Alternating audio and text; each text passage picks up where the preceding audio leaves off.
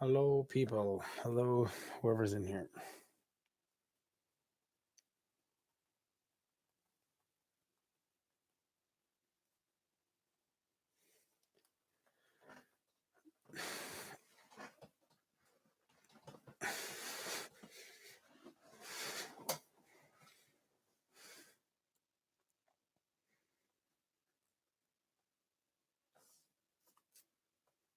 Hello? Is that you, Ray?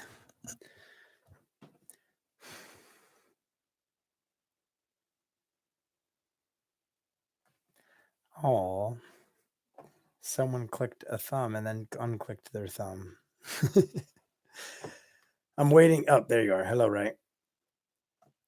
Oh, I gotta click this off. Not now. I don't understand what is happening with that thing.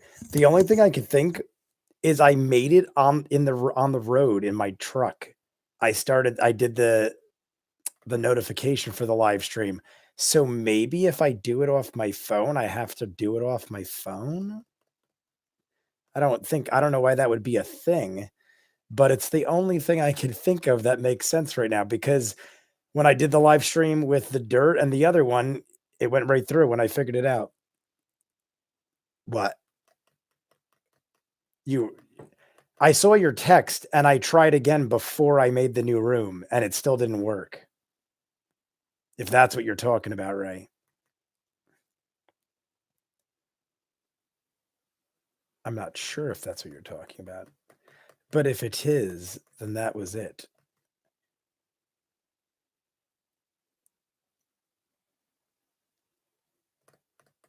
The thumb.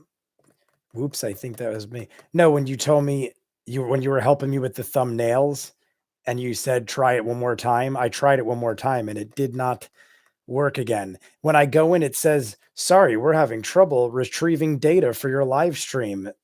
Please try again. And every time I do it, it just keeps saying like, nope, sorry. Like, unlike the other times where I couldn't figure it out, this time I know where to go. And it literally shows me in this box.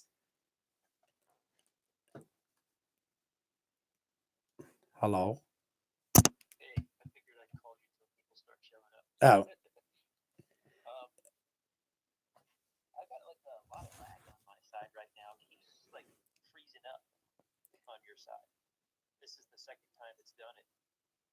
Maybe it's something on my and it wasn't doing anything before. Maybe something's wrong on my end, and that's why it couldn't stream the live feed.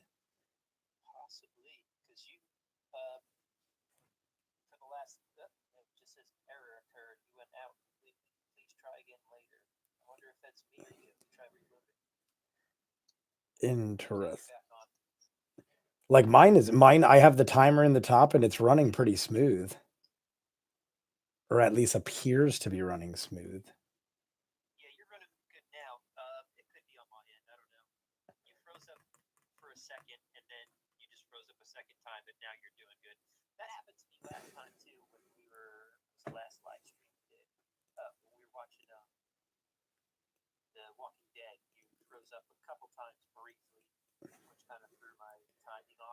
Yeah. I gotcha. Okay. Hello, people. I don't know who's in the room. I was struggling with the other live stream, so I had to make a new one. I'm a little late to this. I was like 5 minutes late because I'm trying to get into the other room and it's saying data cannot be retrieved. So it would not start my live stream. Only thing I could think is that I did it in my truck this morning. I scheduled the live stream in my truck. So perhaps I had to do it off my phone. I'm still very new to these live stream things. I thought I had it figured out when I did the dirt, but clearly something went wrong again this time. But there's some people in here. If you guys want to ask me questions, feel free. If you want to chat about anything specific, I could do trivia later if you want. I figured it. I'm home Friday nights. I might as well do this. Engage with some of you guys if you want to. Feel free to ask me if you want to talk about anything. I just released tons of trailers today. I don't know if you guys saw any of the trailer reactions I did, but there was video game one, a television one, a movie one, lots of different stuff. Where do babies come from? I literally thought that said, where do bitches come from? But that is not what that said. I was like, I don't know. Where do babies come from? Well, if you saw the trailer, no, I don't know about that one. But I don't know. Ray, did you see any of the trailer stuff I did? I don't think you watched the 100. The Silence movie looked pretty good. I don't know if any of you caught the trailer for the movie coming out on Netflix called The Silence. What do you think if you in what do you think if you in Russia and you inside an abandoned Hello, how's it going, Snow? What would I think if I was in Russia inside an abandoned Soviet silo? That is an interesting question. I don't know if there's any like seriousness behind that, but I would not like it. I would not want to be in an abandoned Soviet silo, but I don't know. It depends what's in that silo. If it's filled with gold and I could jump a plane and fly back here, then by all means, I wouldn't mind it too much. Haven't seen the 100, but it looks cool. The 100, Ray, I recommended to Chris. And I told Chris, I was like, you're into those kind of like space sci-fi kind of stuff. I binge watched it literally 5 seasons of the 100. I binge watched in, I want to say, embarrassingly, in less than like a month and a half. I watched like a season a week, and they're long seasons. They're hour-long shows, and I think their seasons are like 20 something episodes each at an hour long. They're CW shows, so they last forever. The Wire, Snow, as far as The Wire, I'm literally tomorrow's my scheduled day, but I think I'm gonna do one tonight after I do this live stream. I think I'm gonna do one. Don't quote me on it because I am exhausted, but Jay wants to finish one tonight, throw it up, and then tomorrow start season 3. Because on Sunday I already started True Detective season 1 yesterday. I start Deadwood season 1 on Sunday and Rise of the Shield Hero season 1 on Sunday. So I'm just in the episode 1 kind of mood where I want to start season 3 of The Wire tomorrow. That way I literally am all on episode 1s. Even though The Wire is 2 episodes a week, so it won't be like consistent with the others after this first week, I just think it'd be cool to have all episode 1s, which is what I tried to do last week with The Wire until I found out I had a 12 episode season and not a 10 episode season. So literally plan on watching, just so you know, Snow. I hope I'm going to do this stream for like an hour or so. Hopefully I get the finale out because I need to know what happens to Frank. Don't no one spoil it if you know The Wire. Snow knows I'm up to the episode before the finale of season 2. Do not spoil it. But the way season 2 looks like it's going to wrap up, it does not look good for Frank. I'm expecting a scenario similar to D'Angelo, where I was like, he isn't dead. And then the first thing I see is either going to be Frank's dead body or him go, hey, Greek, and get shot. Now, half of you probably don't understand what I'm talking about, but the ones that watch The Wire will. So don't spoil it for me, but I'm expecting bad things for the Polish Frank Sabatka. Years ago, don't remember much. If your reaction is kind of a few years ago, don't remember much. So my reaction. Yeah, cool. If you I'm talking to Snow again. If you read the description, I've seen season 2 of True Detective. I wasn't a huge fan. I honestly don't remember finishing it. I probably did, but put it this way, if I did, I don't remember it, so it wasn't that great. And if I didn't, then it must not have been that great because it takes a lot for me not to finish a show. I think I probably got like to episode 8 or 9, and I either just like watched it without paying attention or kind of just like went over it. So I heard so many good things about season 1. That's why I watched season 2. But, you know.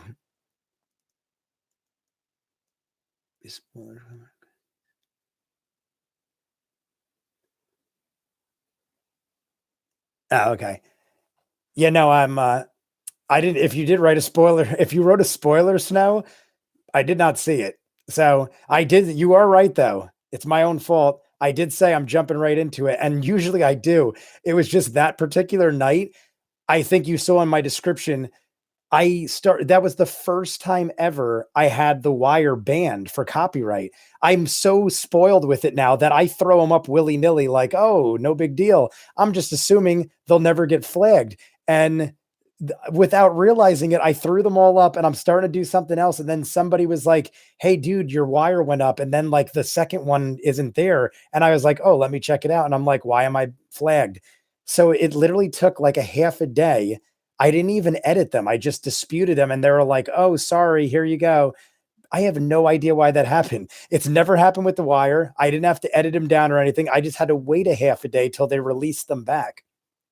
Because that happened, I didn't jump right into the next episode because it was one of those things where I'm like, I'll take a break, I'll grab something to eat, I'll come back, watch the finale, and then I'll put it up like Saturday.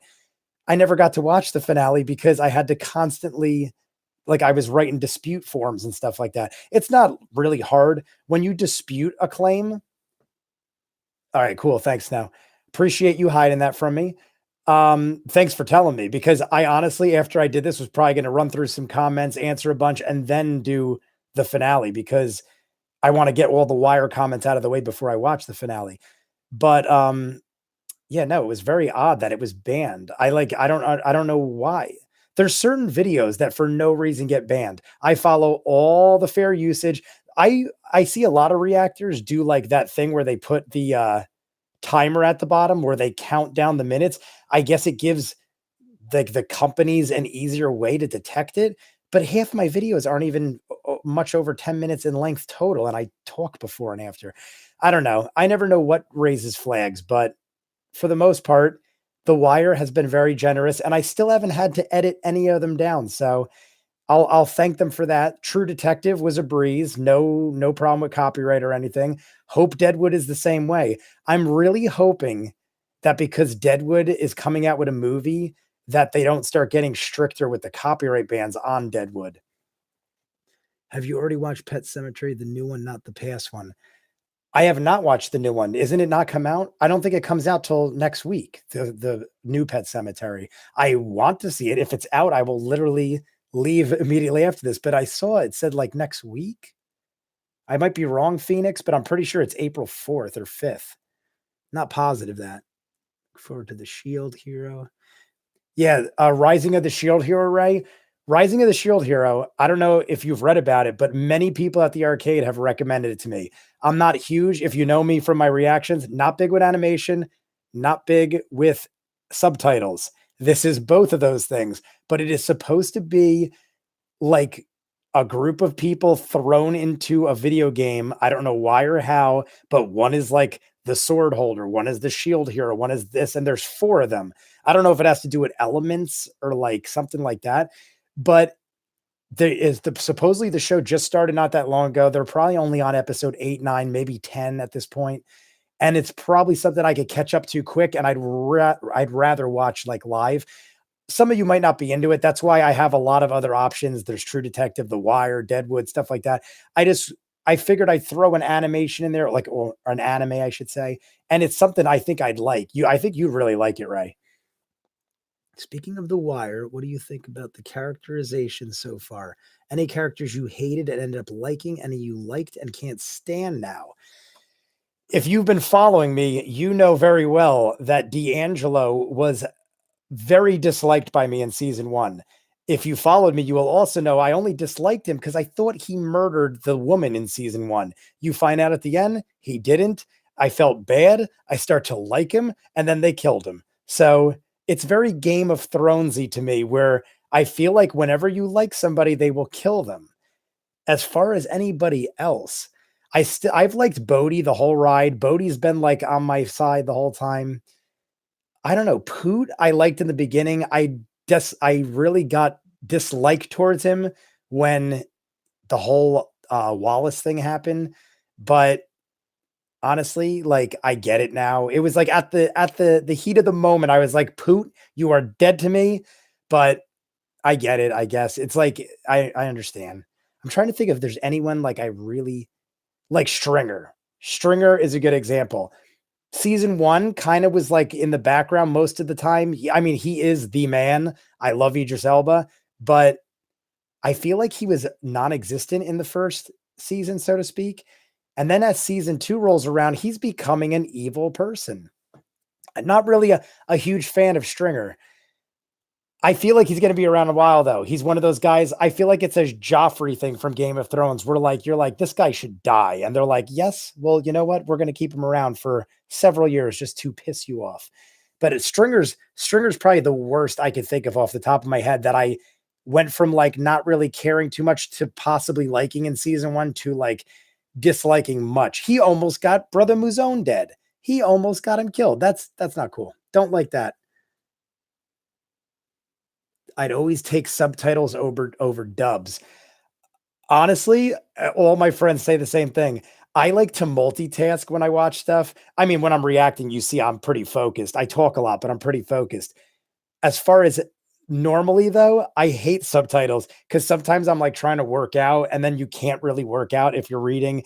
I understand you shouldn't be multitasking because you're missing details and not paying attention to key things, but I'm always so busy. I try to do as much as I can at once.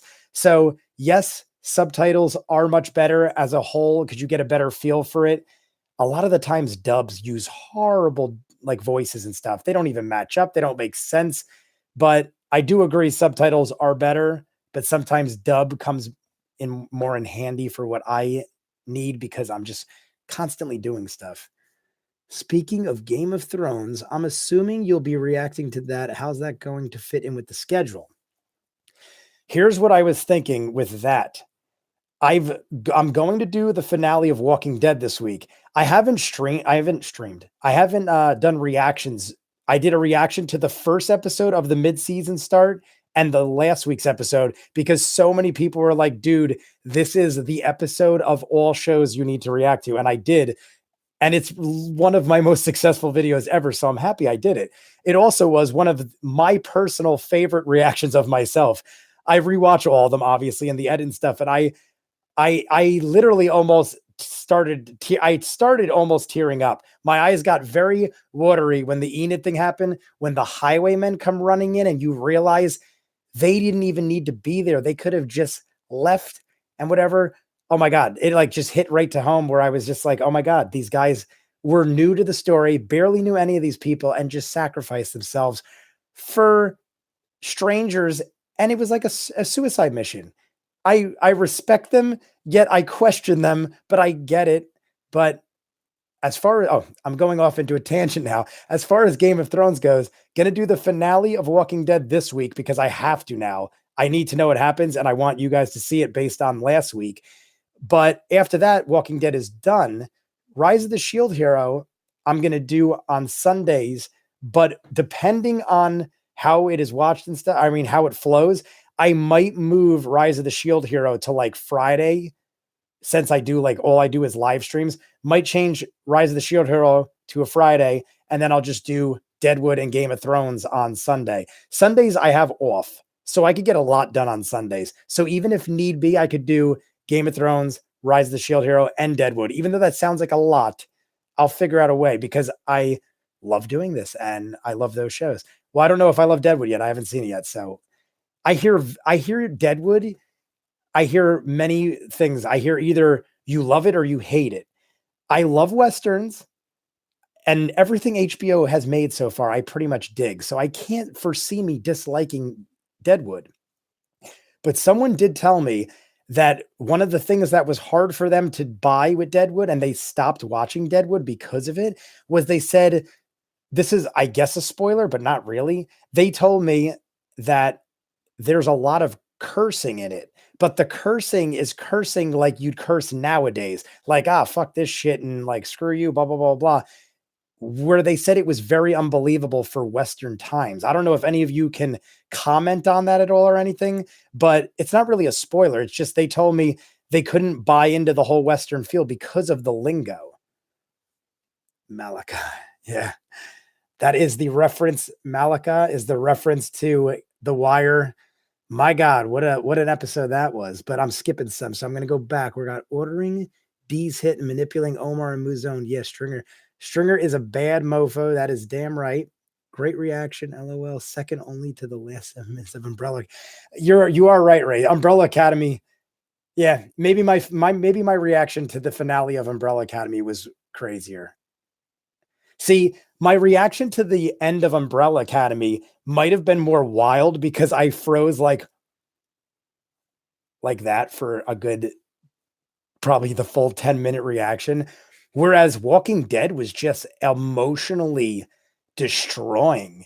Like I honestly can't remember something. I can't remember a reaction. Well, I haven't done many reactions, but I can't remember an episode or a finale in general, recently at least, that had that kind of emotional reaction out of me.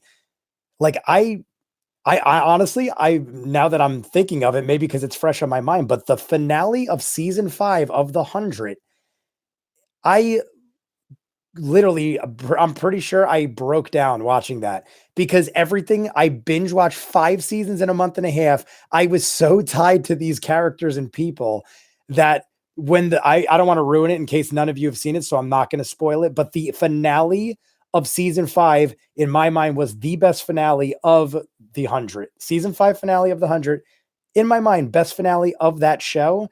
Maybe like top, I mean, just because it's fresh on my mind, it might even be top 10 finales of shows in general.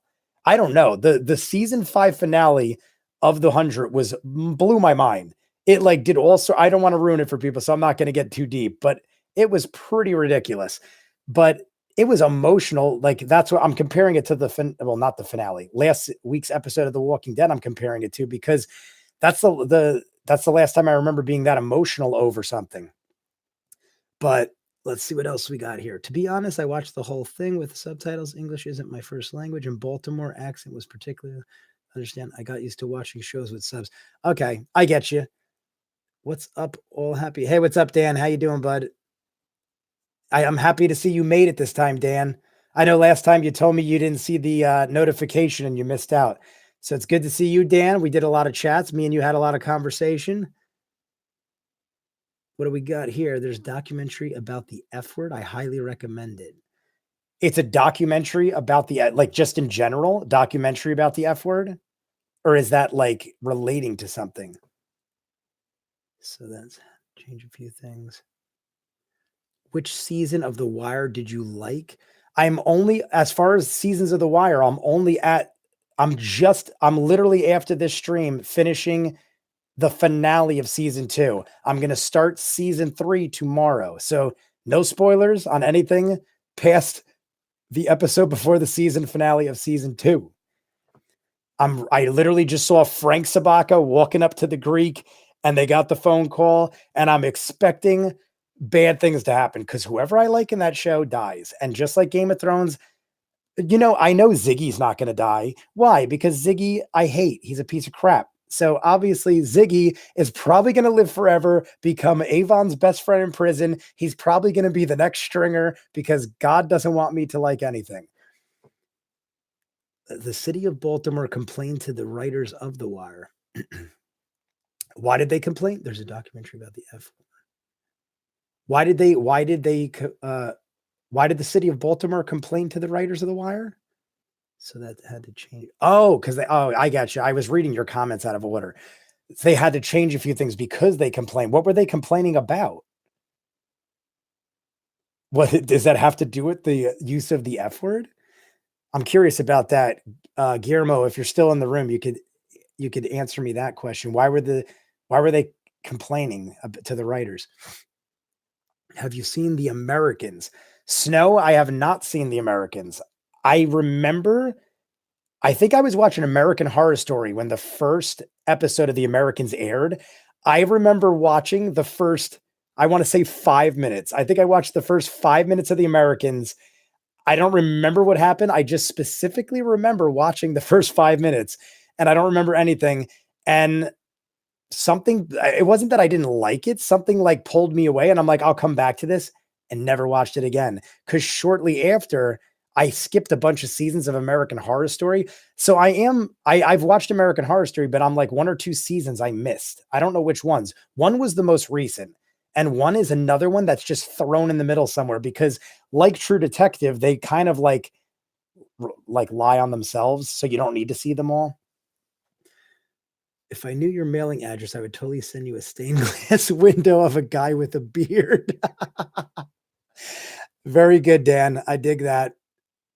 He said if you guys get the reference to The Wire, he said if he knew my address, he'd send me a stained glass window of a man with a beard wearing headphones. I love it.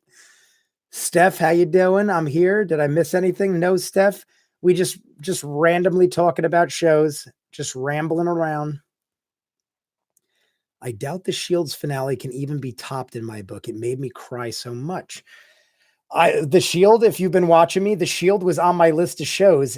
My mom and dad voted for the Shield. I think they might be the only ones. There was I think the Shield got, actually, no, the Shield got a decent amount now that I think of it. I think the Shield got more than a handful of votes. Two of them were my mom and my dad. They've watched it. They would watch it live every week.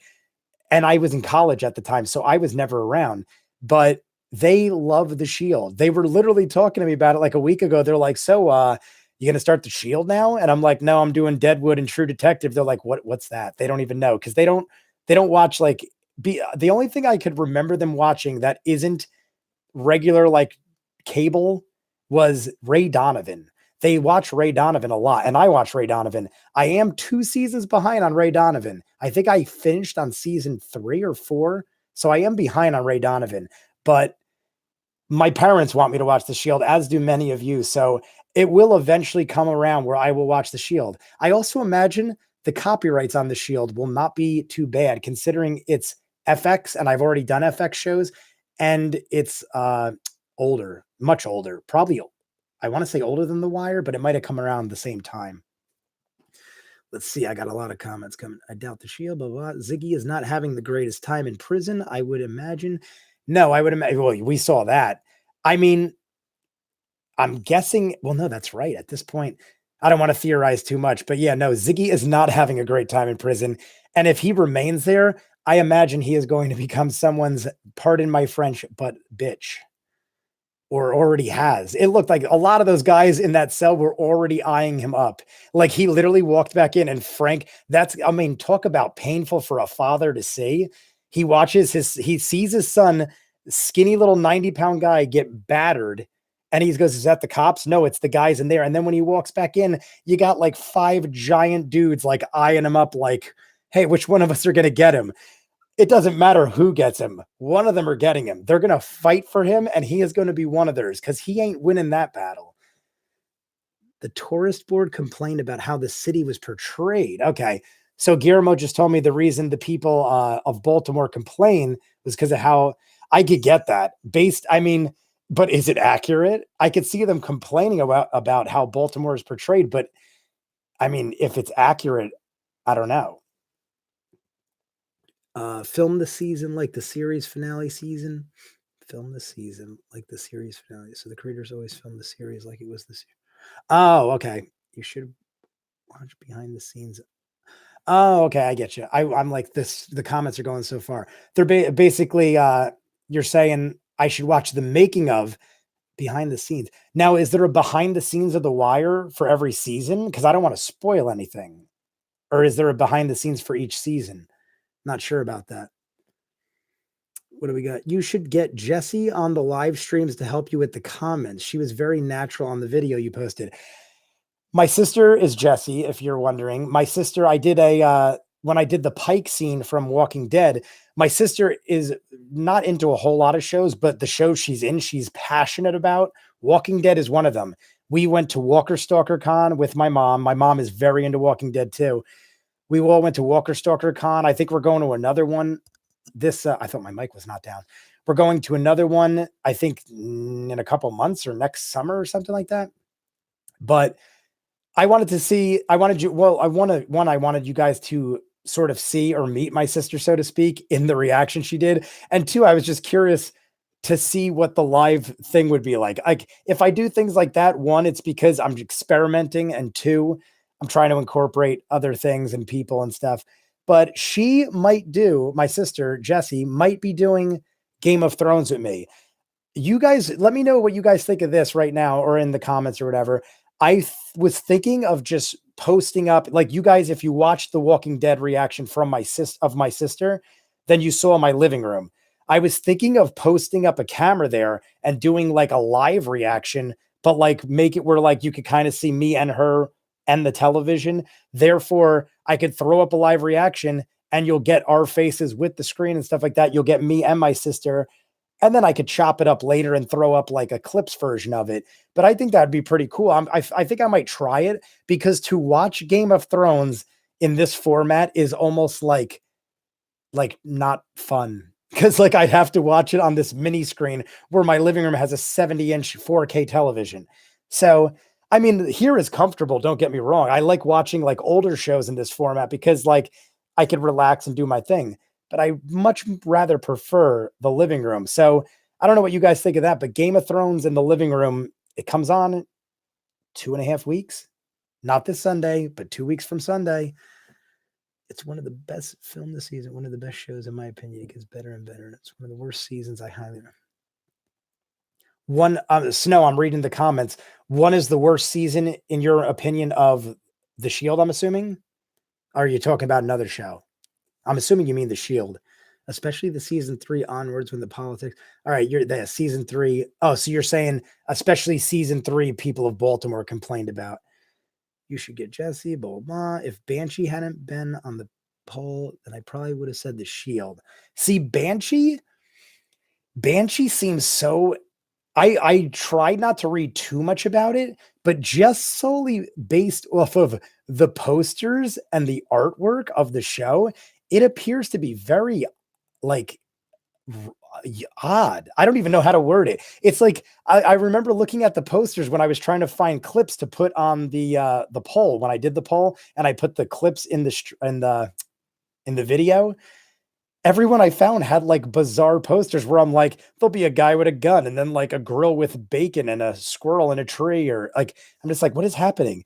It looks like they're having a picnic, but there's a guy with a gun and he killed 2 dudes or something. Like it looked like a fake world. I'm assuming it's like some fake weird world. I don't know. Like, I almost don't want to know too much, because at some point that is another one I will watch, but yeah, I don't know. And a lot of like, that is one show I also have heard very little about, but as soon as someone mentioned it, Steph, were you the one that originally mentioned Banshee? I think you're the one that, like, when I originally, because Steph, you've been with me since the beginning, I think. And I feel like when people were recommending stuff, I'm pretty sure you're the one that shouted out Banshee.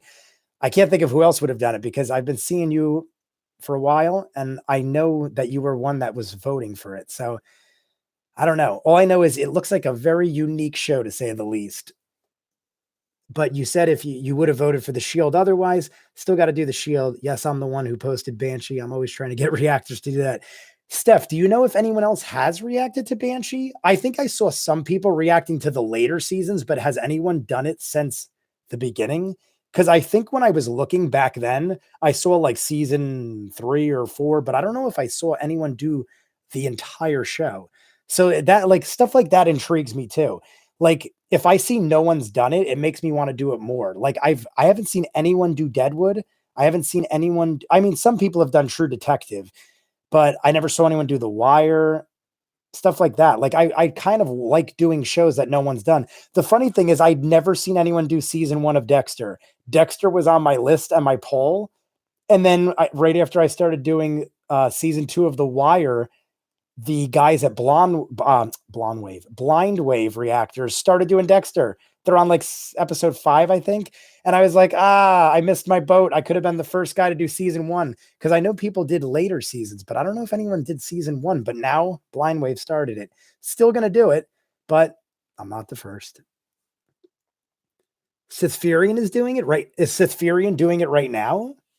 I love Sithfurian. I love his whole, like, I was going to try to do something similar where because I always have my bedroom in the background. I was going to try to do something similar to Sithfurian where I have like a green screen silhouette kind of, so I don't have to constantly worry about getting nabbed for copyright in front of me. But Sithfurian is an awesome reactor. One of my favorite, very, very passionate dude. And I respect everything he does. Yes, he's in season 2 right now. I can't believe I missed that, because I watched Sithfurian do the entire Haunting of Hill House. I literally watched the Haunting of Hill House right before I started reacting. Had I known that show was going to be so amazing, I would have waited. I wish I'd waited because The Haunting of Hill House is an amazing show to react to. And Sith Furion is probably the best reactor to that show I've seen. I've watched a lot of reactors react to that show, specific episodes especially. And his reaction, if you want to see an emotional, passionate reaction, look at Sith Furion's reaction to like either episode 5 or the last 2 episodes of Haunting of Hill House. Sith Furion is the dude. He is the man. He great content provider, great like editor, everything he does. Beautiful. I'll probably do one with him next time I visit. I'll probably do one with. Are you talking to me, Ray? You're saying you want to do one? You should get Jesse. Yeah, yeah. Ray, when next time you're around, feel free. If you're here, I don't know. I know you're visiting for Easter. Will you be here for a Game of Thrones? I believe Easter falls on the second episode of this season of Game of Thrones. So Ray, if you're visiting for Easter, by all means, me, you, and Jesse will do. Just in case you guys weren't realizing, Ray in the chat is my brother. He is the one that does all the thumbnails for all my videos. If you guys are wondering how I manage to get so much content out and don't shut up for 5 minutes, it is because I have my brother to thank for a lot of the details. He does the banners, the thumbnails. He helps me out with Facebook. He's the one that basically got it launched and everything. I am so addicted to doing content that I'm slacking on other things. So he basically picks up the slack where I leave off. But one day you will see him in a reaction. He just does not live near me. He lives in another state. He will be visiting for Easter. I will make it a point to have him on a video. Even if he doesn't do Game of Thrones and he's not around, I'll make it a point. Oh, okay. I'm sorry. I didn't realize that someone asked. Yeah, that is my brother. Ray is my brother. My sister will be probably reacting to Game of Thrones, and my brother will react when he's in the state. But he's usually only visits like twice a year, so don't expect him too much. You will hear me mention his name a lot because he helps constantly, but in spirit you will know him until you see him in a month. So what else we got? No, the Americans, we were talking about it earlier. Oh, my bad. Sorry, Snow. I get you. So the Americans, the Americans is one, like Snow, as far as where you rank shows, where would you put the Americans? Would you put it like on the top of your list, or you're just spitballing ideas out there like, hey, I recommend this? Because I'm curious, like there's so much good content. I'm always trying to figure out where to put certain things. And the Americans is mentioned a lot, like not the most, but it's definitely in the middle of where people recommend things. My sister actually texted me yesterday. Let me know what you guys think of this. My sister texted me yesterday. I totally forgot. She reminded me What We Do in the Shadows aired yesterday or the day before. Maybe it was the day before, Wednesday. What We Do in the Shadows, the television show, still done by Taika Waititi and Jermaine, who was in the movie version of it. And I was thinking about reacting to that, but I didn't hear anything about it yet. And because I haven't heard anything about it, I'm thinking it may not have been as good, or if it could just be one of those things where like no one, like I didn't remember it. So maybe a lot of people didn't remember it. And it's like one of those things where it will like catch a following later. Americans is very, very high on your list. The character development is amazing, and it has probably my favorite finale in television show. That was the one thing I do remember. I didn't get anything spoiled, but I do remember when the Americans ended that many people were like, holy crap. I remember one of my friends specifically was like, dude, I know you don't watch the show, but you need to go binge watch everything immediately because the American finale is absolutely crazy. So many do agree with you there. It's a friend of mine that I very much trust the opinion of. So I would have to agree that you're probably right, Snow. But how many seasons are the Americans? I want to say 5, maybe 6. I think there's 5 of the Americans. What else we got? Yeah, he's doing season 2. 6. All right. And how many? No, I'm sorry to keep talking about it, but how many episodes a season? I want to say there's 10, like most shows. Because if it's just 10 and there's 6 seasons, that's not a bad. I mean, like, I'm basically doing that for The Wire right now, so it's not too bad. I think I want to say 10 or 12 episodes max because that was an FX show. 13 for the first 5 and 10. Okay. Oh, so 13 for the first 5. All right. So it's basically another whole season of shows, but still not too bad. Like, I'm used to, like, I grew up in an era like Lost. Lost, if you all know me, you know Lost is my favorite show. I literally just I'm watching a new guy called Fear of Reactions. I think his name is Fear of the Reactions. He's doing Lost right now. And today he just dropped the Constant episode. My favorite episode of Lost ever. One of my favorite episodes of television ever. Maybe well, no, not my favorite, but one of my favorite episodes. I don't want to jump the gun here, but one of my favorite episodes of television ever. The Constant episode, season 4, episode 5 of Lost. He just reacted to it this morning. And I have been waiting for a reactor to get to that point because I also watch the Normies and they're doing Lost, but they do it so slow that it's going to be like another year before I see that episode. Yeah, The Constant is so amazing, which is why I watched The 100. Someone told me Desmond is in The 100 and he's a main character. And I'm like, I don't care if it's the biggest sack of shit ever. I'm going to watch The 100 because I love Desmond Hume. Now you're right. That's why when I started saying my favorite episode, I'm like, no, there's other episodes of Lost that are. It's my favorite Desmond episode. I'll put it that way. Probably my favorite Desmond episode. But I mean, there's just so much good Lost. But I don't want to go down a Lost tunnel. I could talk about Lost. I could do 10-hour stream of just Lost alone. I wish my goal. This is my goal, because I was never anyone see Sex Education. Oh, before I get to that, Ray, I just want to see one thing I will say about Banshee is that action drama Banshee is an odd town, but it's not. All right. So Banshee is an odd town, blah, blah, blah. I just want to make sure I didn't miss anything in the comments. Before I get to your comment, Ray, the last comment, both of my list to watch. I just wanted to say my goal is I've watched Lost 100 times. My goal is to get one of my friends, preferably a girl, because I like to get variety. My sister's already seen Lost too, so I can't use my sister. But I'd like to get someone, preferably a girl, to watch Lost with me for the first time. Clearly, I've seen it, but I just think I want to see someone's reaction to it for the first time. I'd love to edit someone's reaction for the first time because I know where all the gems are. So I would just be like, all right, I already know where I'm going. I could edit those like in a breeze because I already know. I know I've seen Lost 7 or 8 times from beginning to end. They're doing a thing next year where you can fly to Hawaii and they have like literally a 10th anniversary of the finale of Lost party where they have all sorts of like games and like celebrities there and stuff like that. But it's a very expensive trip. I want to go, but I don't think it'll ever happen just because I never have the time. But my goal is to do that. I want to see somebody react to Lost with me so I could edit them just because I think it'd be amazing. And I love Lost that much. But it's a big commitment. You're talking, oh my God, I almost forgot. You're talking, whatchamacallit, 5 seasons, 23 episodes a season. It's a long show. It's a long watch. But anyway, go back to Ray. Sex Education and Love, Death, and Robots.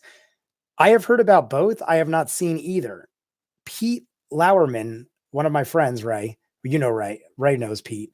He told me the other day, he's like, I just finished Love, Death, and Robots. He said it is a 120. Thank you, Dan. Lost is 121 episodes. I knew it was somewhere around there. I knew it was 5 seasons, roughly like 23 a season, but thank you, 121. So 121 episodes at an hour each. That's a lot of commitment. That's like, even if I did 2 a week, that's a year. That's a year of 2 episodes a week every week. So that's a lot. But Love, Death, and Robots. 122. Okay, 122. But Pete Ray told me that Love, Death, and Robots was really good. He said they're short too. He's like, maybe give a try, give it a reaction or whatever. He said some of them are short. I think he said they're like short little 15, 20 minutes. Some are shorter than others. So maybe I'll take a look at it. Maybe I'll throw up the OBS and record one just to see. And if it ain't my kind of thing, I just won't throw it up and edit it and waste my time. But I have heard good things. Oh, okay. So they're standalone. Oh, so I could just watch one, throw it up, and not care about the rest. So kind of like, I mean, without spoiling it, what is it? I've seen it on Netflix when I watch other shows. Like I've seen the thumbnail and I've seen like a fraction of a trailer, but what exactly is it? Like, could you give me a synopsis? Sci-fi, but it's animated, correct? I believe it was animated from what I saw. Both on my list to watch, but haven't yet. I've seen Lost 3 times. Once my dad first time, once my mom, and once myself. Yeah, see, I've watched Lost animated shorts. Yeah, okay. So they're animated shorts. Uh, do you have one in specifically you could recommend that I could try first, right? All different types of animation. It's like a new grow up. Heavy. Oh my God. I loved heavy metal. Heavy metal. I have it on Blu-ray. I watch it all the time. But I'm a kid of the 80s and the music in that was phenomenal. Very much dig heavy metal. Very weird, very obscure, graphic, violent, nudity, but freaking awesome. There you go, Dan. The yogurt one was great. All right. At some point, I'll react to the yogurt episode of Love, Death, and Robots. I keep feeling like I'm saying that in the wrong order. But as far as Lost, someone said they watched it with their mom, dad, and themselves. I've watched it by myself, and I've watched it with two that now ex-girlfriends. At the time, they were my girlfriends. So I've basically, maybe that's why they broke up with me. Maybe they were like, Jesus Christ, this guy will not stop with Lost. And every time we hang out, he makes us watch an episode. And they're like, peace. Because neither of them got to the end. I will tell you that. Not because of Lost. It was just one of those things. We'd watch an episode like here and there, maybe once a week. And my relationships with them did not last the 5 seasons of Lost. They're all pretty good standalones. I'll definitely try one because I've had enough people tell me about Love, Death, and Robots that I do want to check it out. I just had all this other stuff going on, doing a lot of other reactions this week. So I didn't want to throw them anymore. I also didn't plan on doing The Walking Dead until it got good. I don't know how many of you watch The Walking Dead, but if you do, you'd notice I threw one up last week. I hadn't done it in like a month because The Walking Dead is one of those shows. I forget, maybe one of you in the chat could tell me, there is a word for the way you respond to something. Like, all right, let me give you an example because I can't explain it any other way. Say you watch something for 9 years and you don't like it anymore. You will continue to watch that just because of the amount of investment you have in that show. There is a term for that, and I cannot remember the word. But that is what I feel like Walking Dead is to me until this season. I felt like Walking Dead, I kind of just was walking dead through it. Like, just want to see how this finishes up. So I'm just going to keep rolling with the punches. But it kept getting a little worse, a little worse. Then they killed off main characters for no reason. Then they totally skewed from the comics. Then I stopped following the comics. Not that the comics bad. I just didn't want to ruin the show anymore. But then I guess there really isn't much show to ruin because they're constantly changing the storyline. Pot committed, law of diminishing returns, chasing. Those are all terms for it, Dan. But someone once told me if you look up, there is an actual word, like a very big, smart word for that kind of thing. It doesn't have to always be television. It could be anything, like Pokemon Go. I play Pokemon Go. Well, since I started YouTube, my Pokemon Go play has gone way down because I invest all my free time in this, which I much rather, because Pokemon Go was not being productive or amounting to a whole lot except collecting Pokemon and shinies and stuff. But someone brought it up to me while I played Pokemon Go. They're like, do you even enjoy the game anymore? It's 3 years now and you're doing the same thing over and over. And I'm like, honestly, when they release a new Pokemon, I don't even really enjoy it as much as I used to. I just need to catch that Pokemon because if I don't have my Pokédex filled, I get upset. I will cry. No, I don't really cry and get upset, but it's like one of those things. I'll go to the arcade and they'll be like, hey, Jay, you see a new Pokemon out? Oh, you didn't catch it? You're missing one. I always got to have them all. Got to catch them all. But there's a word for it. I'll figure it out later. The sunk cost fallacy. That's not it either. I don't know. Maybe I'm crazy. Maybe this was a drunk conversation I had with somebody, but I swear there is a word. And if I heard it or saw it, I'd remember. But I don't know. I'll have to look that up later. If I do find it, and when I find it, I will post it in the comments of this live stream because I am gonna throw it up on the channel after. But that is one I've not heard, right? The sunk cost fallacy. Sunk cost. Oh, cost, sunk cost. Yeah, that does explain it, to be honest. It really is addiction. We've been talking about TV shows, but what are your favorite films of all time? Yeah, cost, Dan. Sorry about that. I'm thinking sunk like a ship, like it's on the coast. It's sunk in the coast. But we'll figure that out later.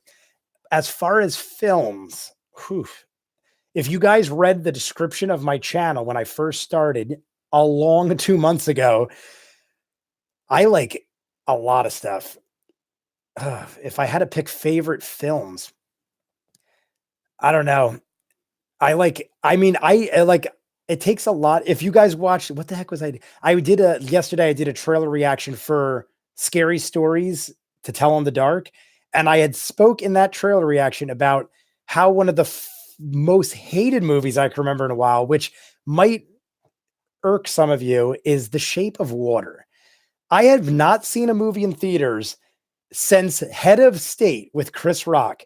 Head of State with Chris Rock, I almost walked out of the theater. I remember there was actually a write-up in the paper that the Head of State actually had a record number of people ask for their money back in theaters. I love Chris Rock. Absolutely hilarious. But Head of State, maybe now it's like a cult classic and like a guilty pleasure type movie. But back then in theaters, people were walking out of that. And I literally sat through it just because I respect movies and I would never ask for my money back, but I will leave if I'm not having a good time. That the Head of State came out 15, 20 years ago. I don't remember since then another movie where I wanted to walk out of since until The Shape of Water. It was beautifully filmed. It is a masterpiece cinematically. The creature creations, Guillermo del Toro is one of my favorite creature design guys, but I just thought that movie was so awkward and creepy. The premise and everything. They literally had a full-on love story with sexual tendencies and everything revolved around the creature of the Black Lagoon and some pretty, was she deaf? I think she was a deaf girl. I don't remember too much because I didn't pay attention.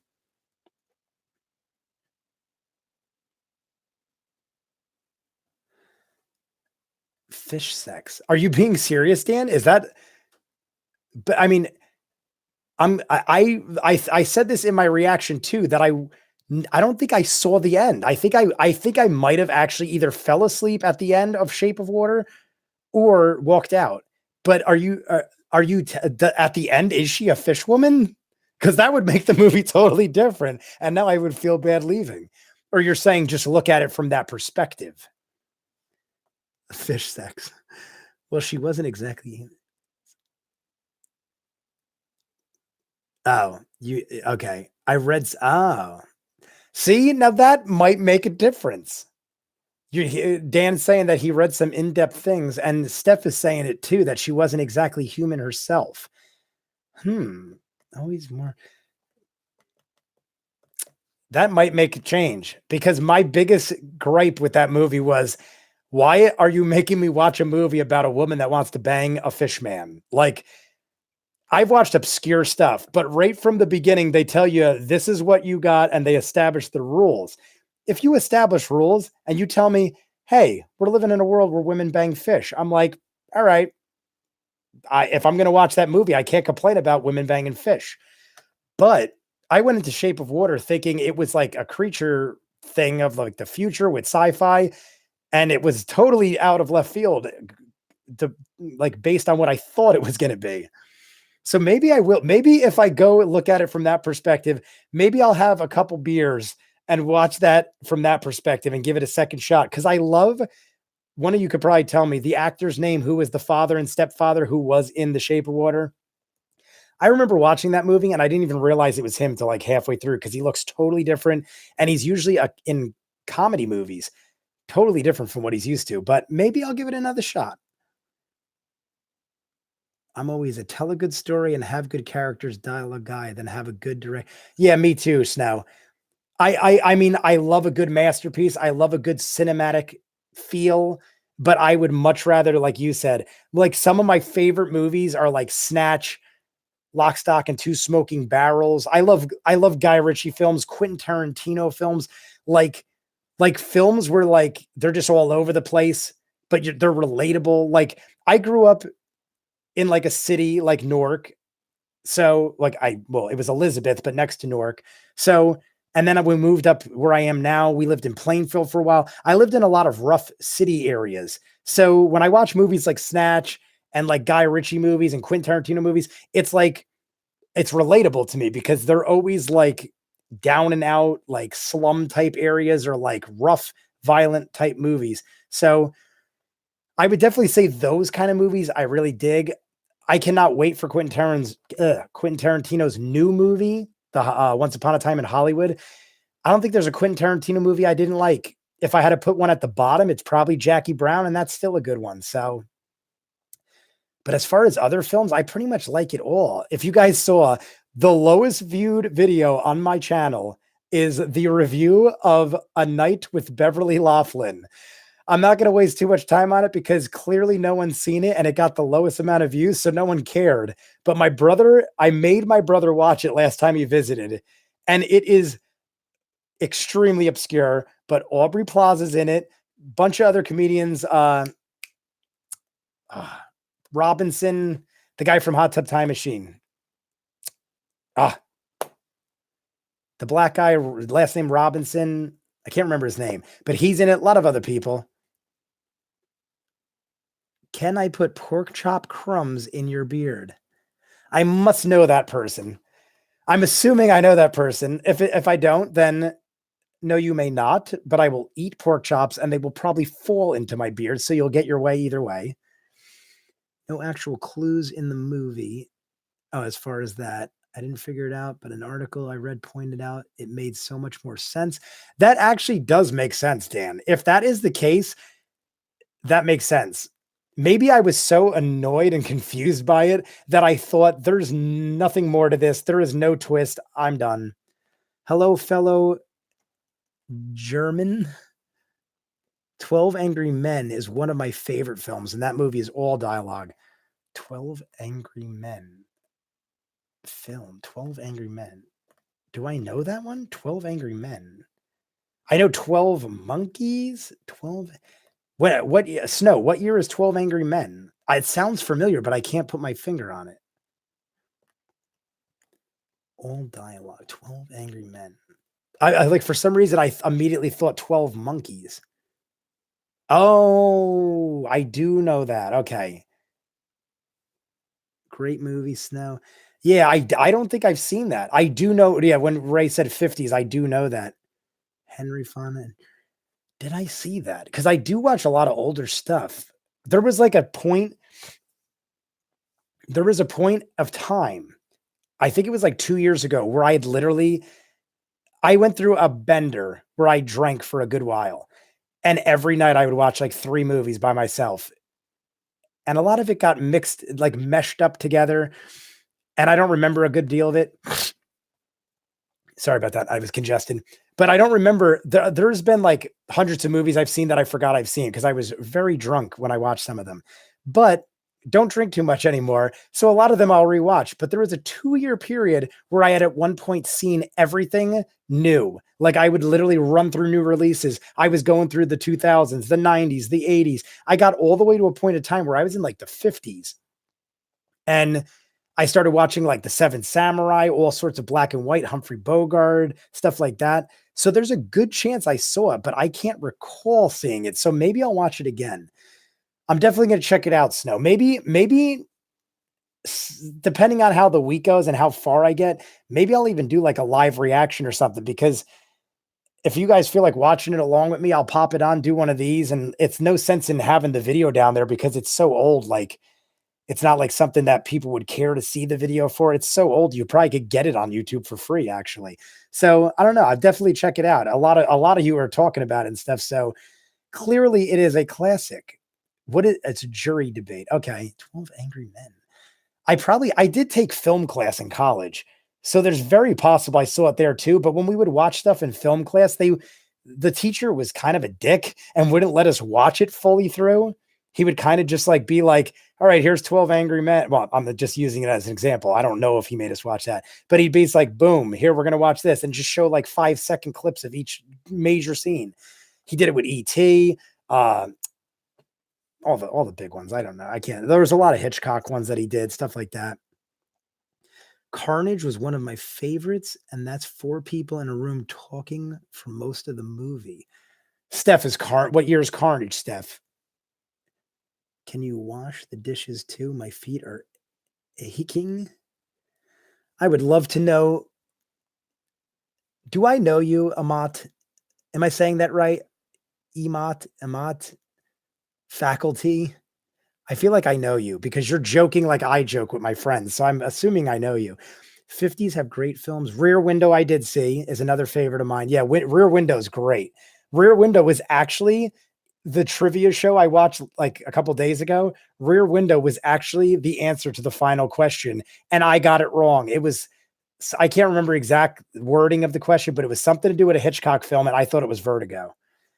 So many good Hitchcock films. If you haven't seen it, a reaction would be great. The whole film takes place in one room, basically.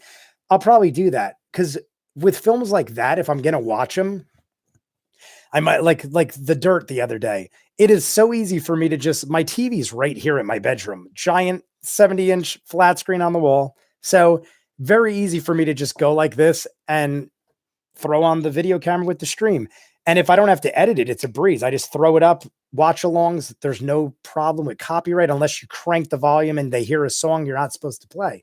So I'm pretty sure there is no major rap songs or rock playing in the 1957's 12 Angry Men. So I should not have a problem with copyright. If you haven't seen I was fortunate enough to take a Hitchcock class at UCLA as an elective. It was an actual course on Hitchcock. The entire class was Hitchcock. That's awesome. Hitchcock. That is amazing. It is. That's what you wrote. That is amazing. Either knows you or someone that has no issue with. Yeah, either Emote knows me because he definitely is joke. He has my sense of humor. This is how I joke with my friends. If you notice, there is a man, he might even be watching right now. There is a man that constantly shows up in the comments.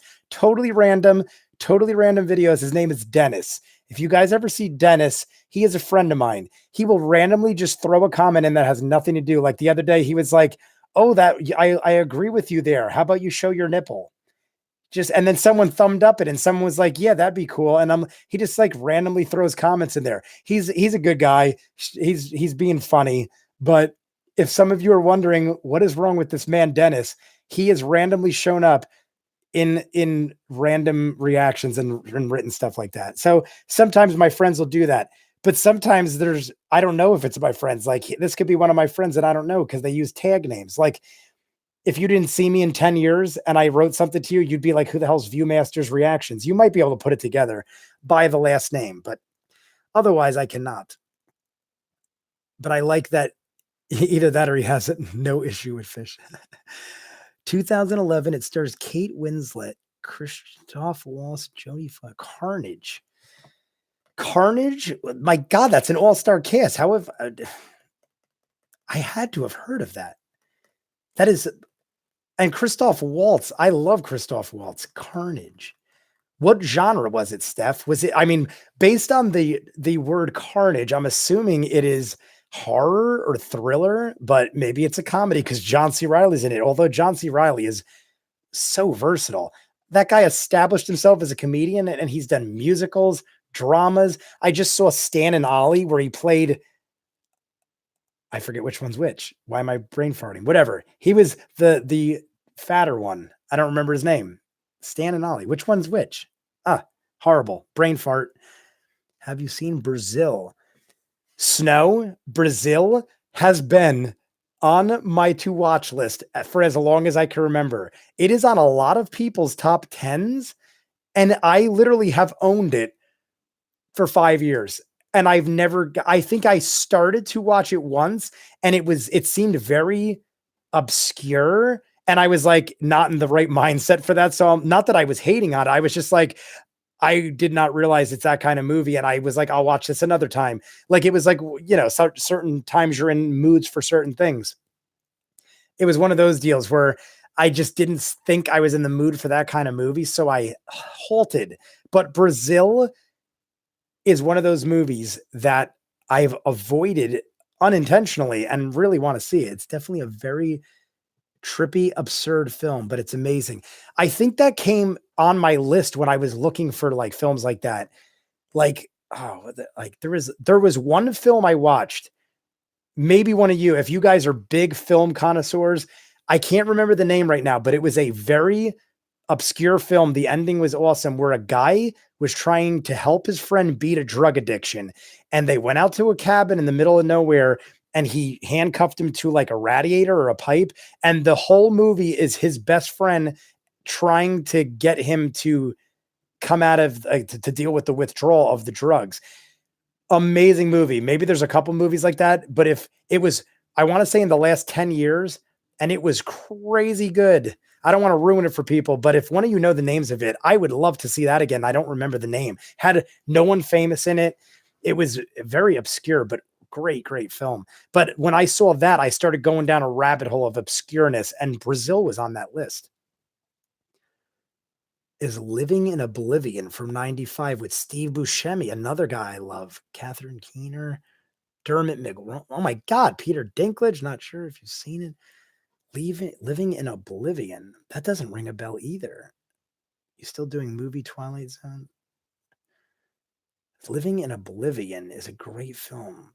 I just can't believe, like, I feel like I had to have heard of it or seen it if with a cast like that, but Carnage, I haven't seen or heard of either. It's pretty much a drama. They play two couples. They both have sons and one of them beat up the other. So they meet to discuss the situation. Carnage. I might have seen Carnage. Now that you're explaining it, that actually does sound familiar. So I might have seen, I'm going to check it out though. After all the things you guys are telling me, when I'm done, I go through the comments and I literally jot down the names of all the shows and TVs you guys recommend to me, because I am a huge fan. And if you guys are cinephiles and you watch this kind of stuff like me, I take everything you say and I want to see it. Living in Oblivion is a great film. Completely obscure film. My dad told me about it. Definitely check it out. Steve Buscemi, amazing. It was also Peter Dinklage's first movie role. Oddly enough, one of my good friends runs steam train trips out in Phillipsburg, New Jersey. And Peter Dinklage did a movie called The Train Conductor. The Train something. One of you might know this. Peter Dinklage, early in his career, was in a movie involving the train conductor or the station agent. The station agent was filmed a lot at my friend's train yard in Phillipsburg. So he got to meet Peter Dinklage and everything. But back then, Peter Dinklage was nobody. I could have met him. I could have hung out with him. I wish I had back in the day. But I saw the station agent too. Very cool movie. But it's like one of those things where you're like, had I only known that this guy would be Game of Thrones. I mean, this is before Game of Thrones was even like a thought. So one of my many, what am I trying to think of? Regrets. One of my many regrets was not going to that film. He literally told me, he goes, every now and then, because he's got one of the last remaining steam trains in the East Coast, maybe the country. It is a legit steam train. And they rebuild it, they maintain it, they have charity runs to raise money to do all sorts of stuff. It's been in, it was in the Cider House Rules. The train that you see in the Cider House Rules, my friend is the president of the association that takes care of it. So pretty cool. They film stuff all the time there. They did other movies. There was like a Johnny Depp movie a couple years ago. I just always seem to miss it because they're always, most of them are indie films. Like for instance, Cider House Rules. Tobey Maguire, he was nobody. I just got to start going to these shoots and meeting these people. So when they do become famous, I'm like, haha, but I always miss the boat or miss the train. But I always think Peter as an angry children's book. Yeah, I know.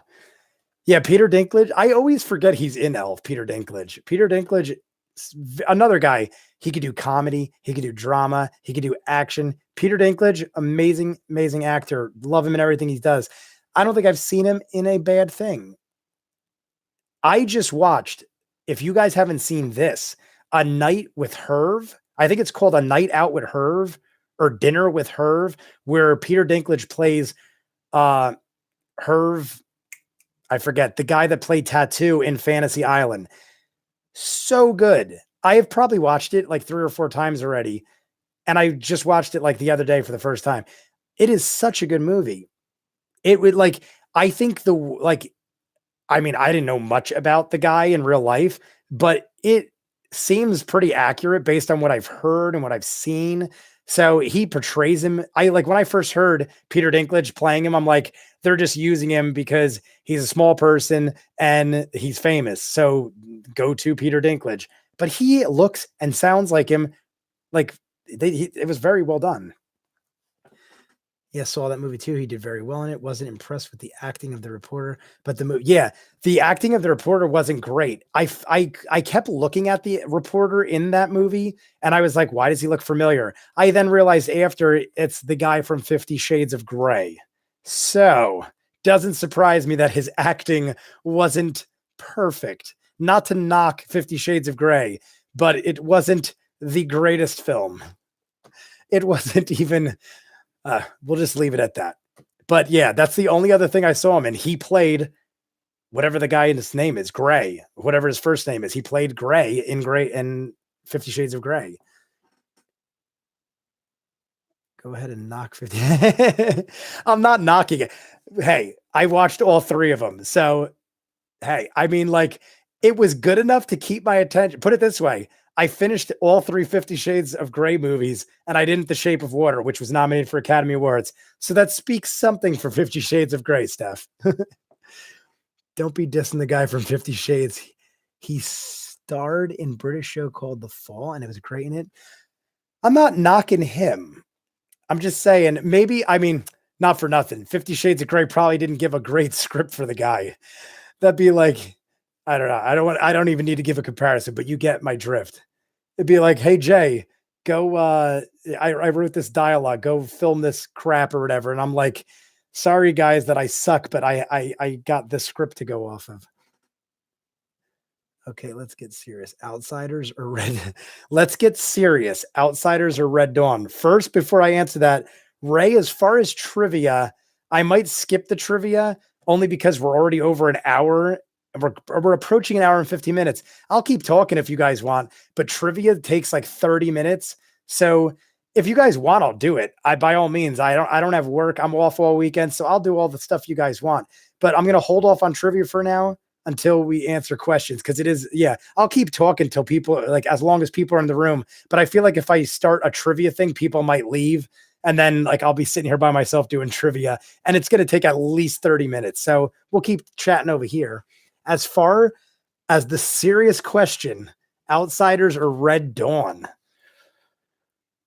Honestly, this is personal opinion now.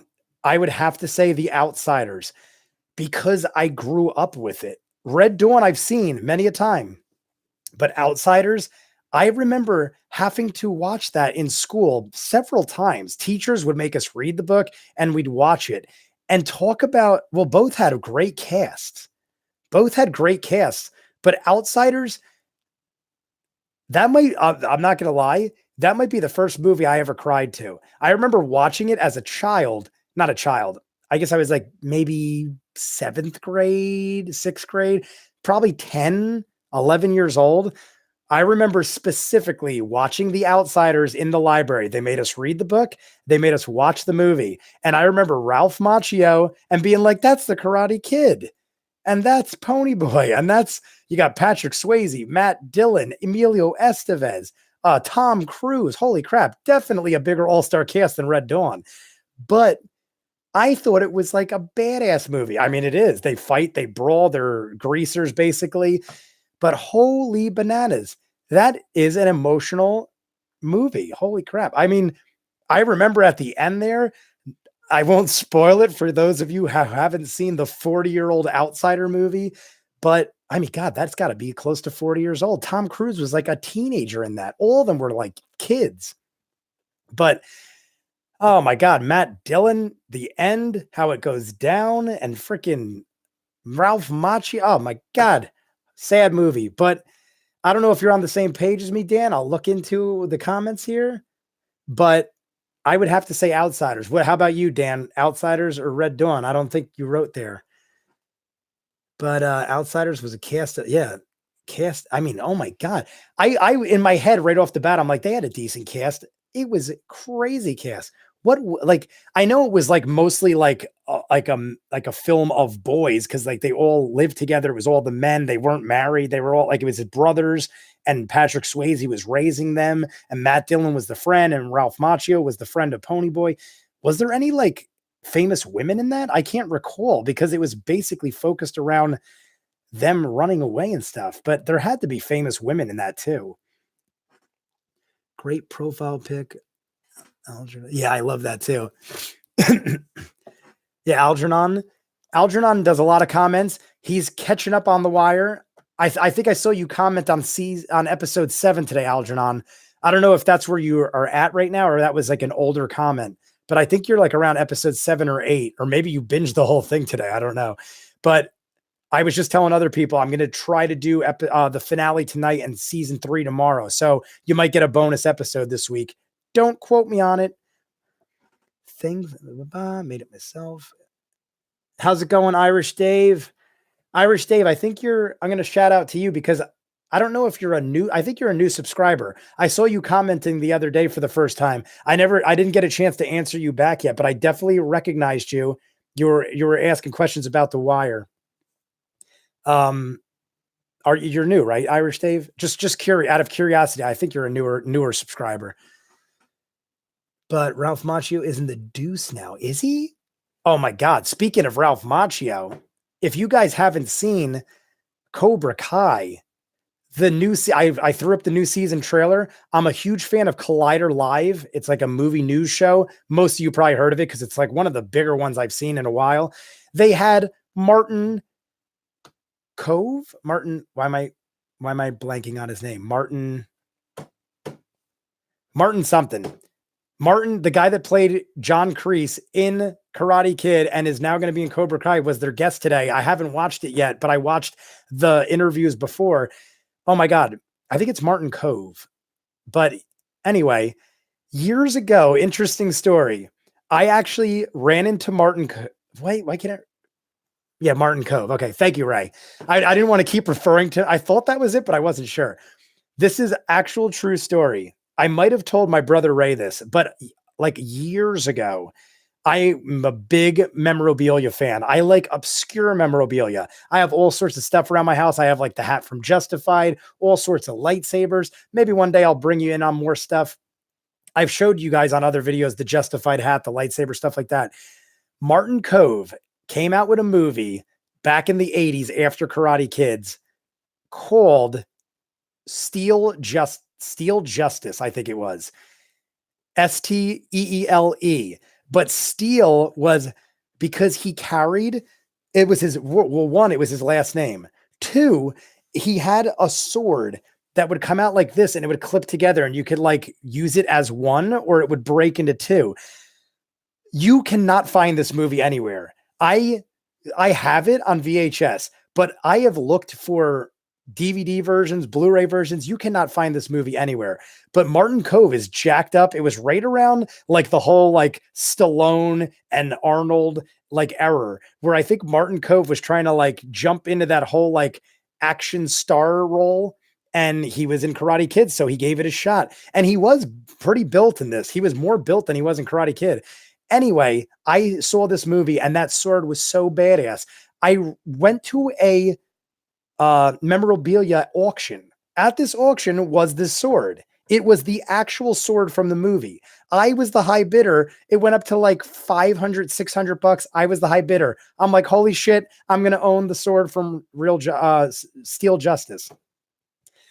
Basically, there was a reserve. I didn't get it. Martin Cove was there and he owned the sword. And I approached him and he was like, well, you didn't meet the reserve, but like, I will still sell it. And he wanted $1,000. And I was like, I don't know. At the time, I didn't have as much money as I do now. It was years and years and years ago. And a piece of memorabilia from a movie no one ever heard of. I just personally liked it. So I declined, but I literally had the opportunity to buy Martin Cove's sword from Martin Cove himself and regret not ever doing it. Cause now Karate Kid is all hyped. He's doing interviews all over. I wouldn't be surprised if that movie becomes like thrown on DVD or something just because like his name is coming back in the mainstream. And I could have owned the sword from it, the original sword, one of a kind. They even said in the auction there was no more than one made for the movie. Because, you know, sometimes for movies, more than one are made. I missed out on my chance, but that's my little story about Martin Cove.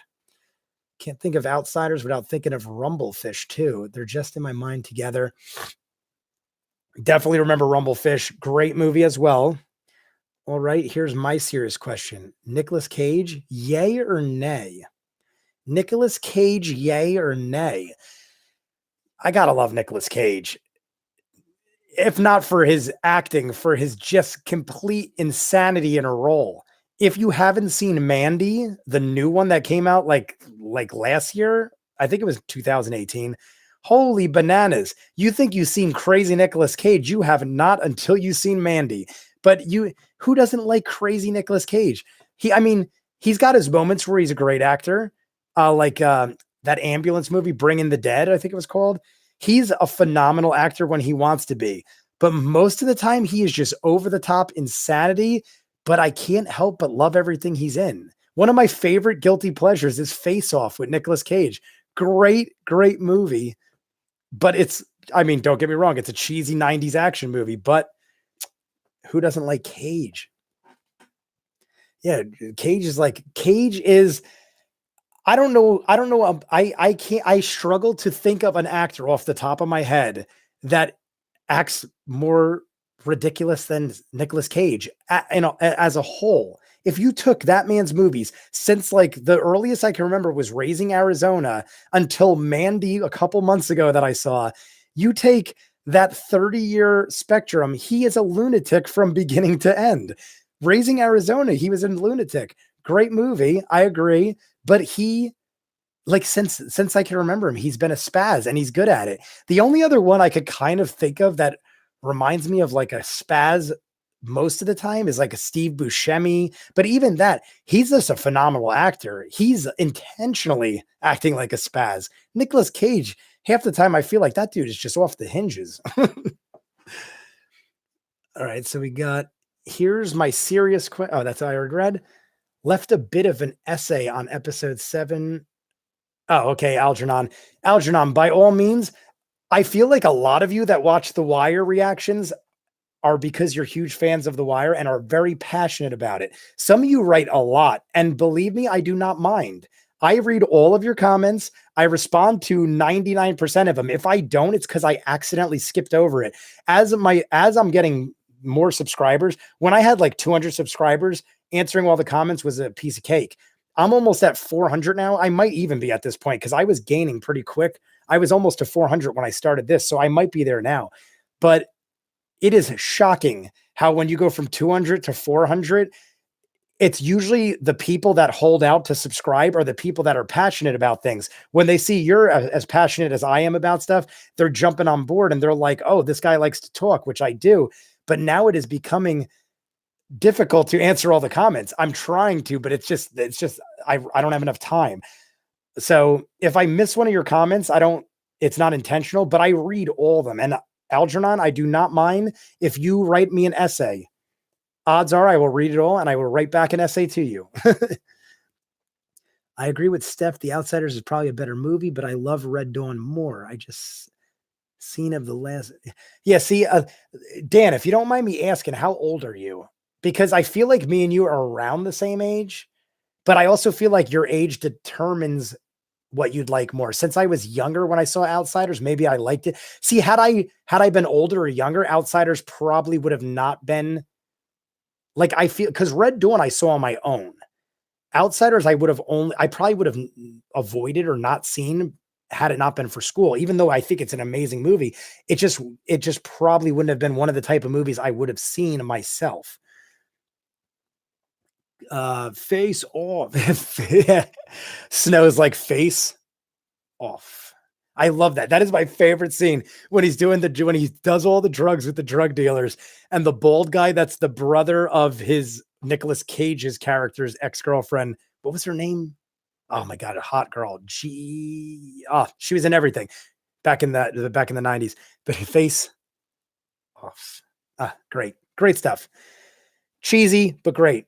Nicolas Cage is, for me, Spider-Man Noir. Oh my God, how do I forget that? I'm embarrassed. Nicolas Cage was Spider-Man Noir from Spider-Verse. I guess because it's a voice acting thing. Oh my God, he has my favorite line in the movie. He's like, what is it? We don't pick the dance, we just do the dance. Oh, now it's my favorite line. I can't remember. Something about we don't pick the dance, we just pick the floor we dance on or something. I'm under the gun and I can't remember my favorite line. One of you is probably going to tell me now. We don't pick the bother me now. Raising Arizona was pretty great. I watched Vampire's Kiss recently and was pretty drunk. Was quite an experience. Vampire's Kiss. I don't think I heard of that one.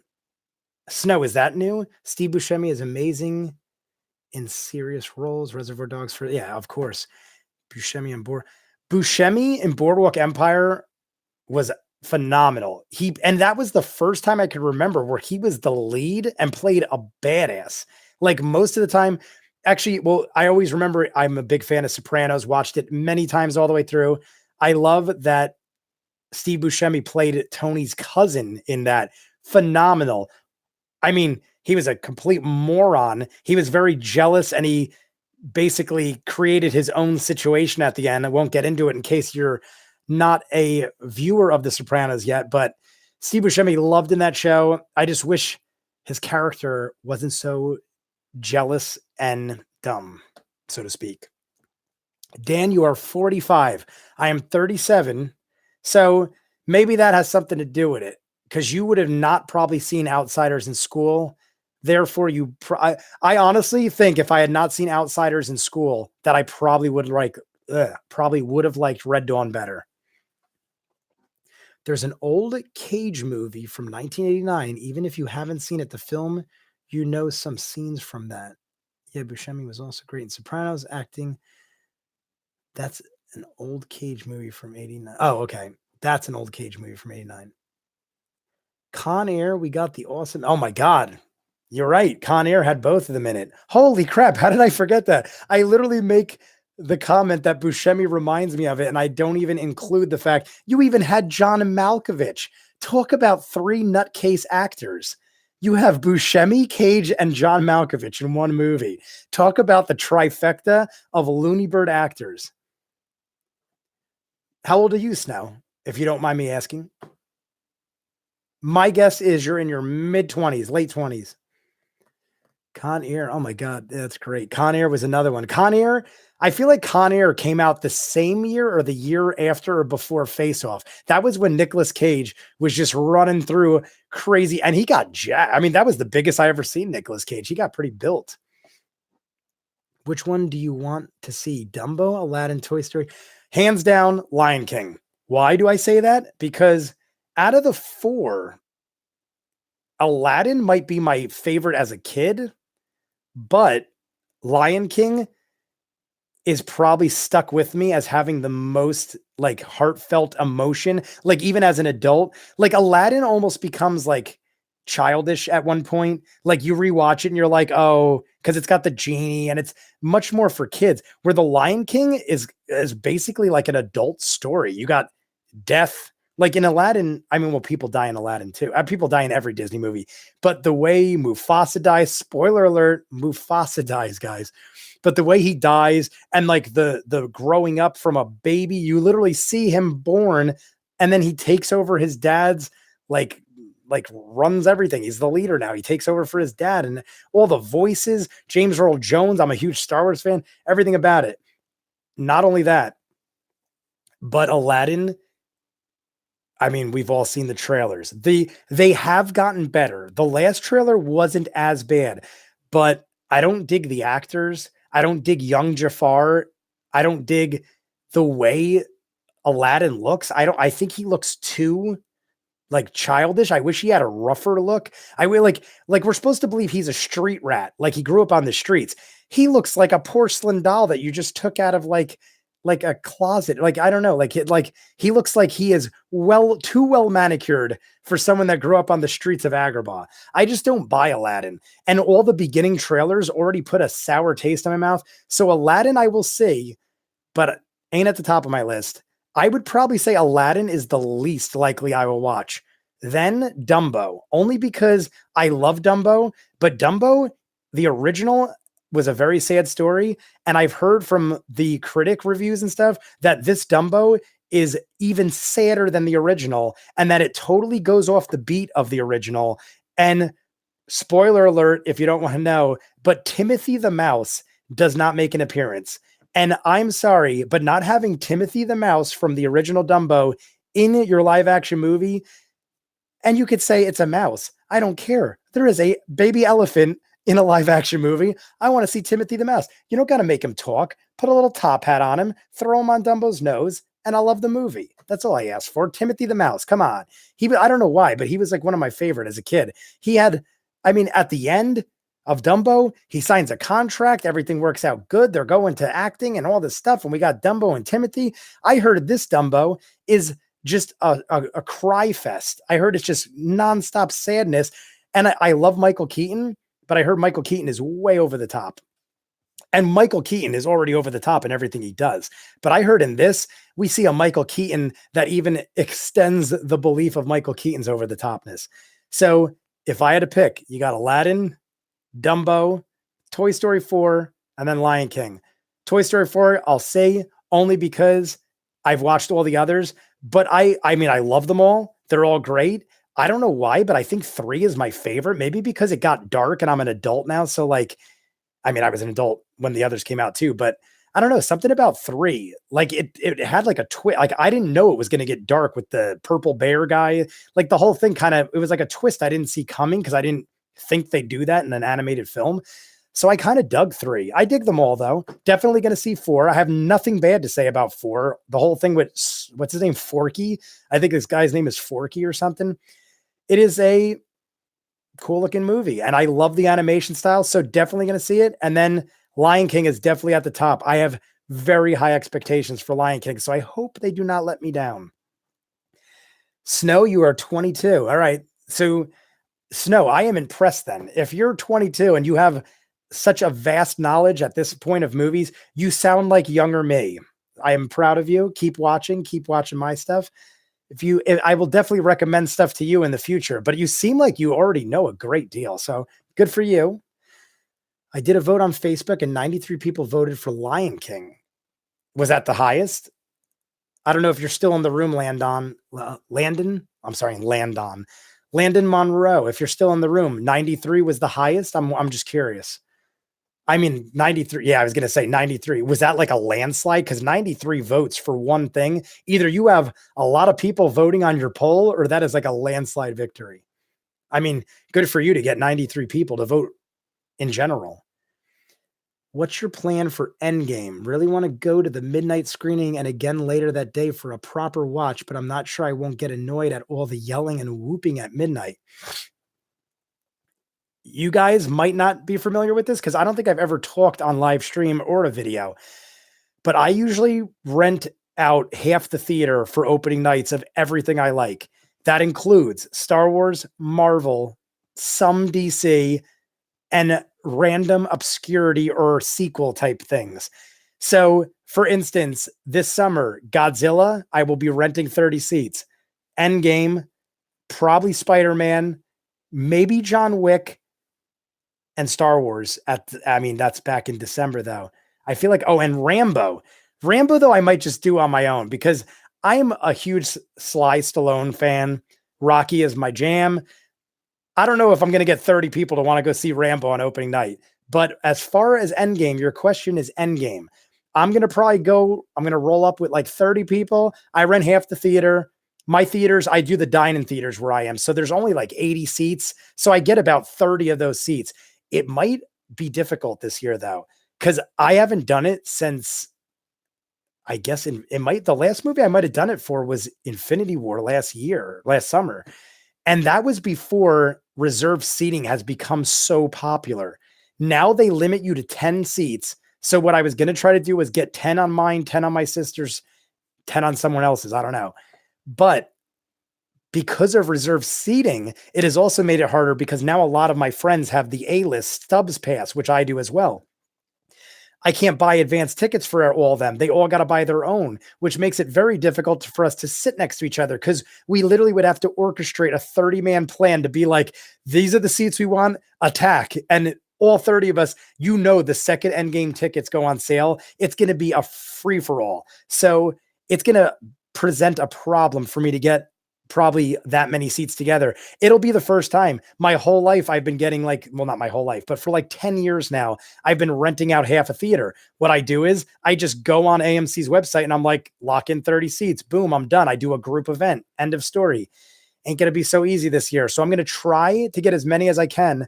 I ain't going to do the midnight showing because like you said, Algernon, I think the midnight showing is going to be a lot of drunks whooping around, screaming and yelling. And although that is fun, I don't want to have my first viewing like that. I don't want it to be ruined.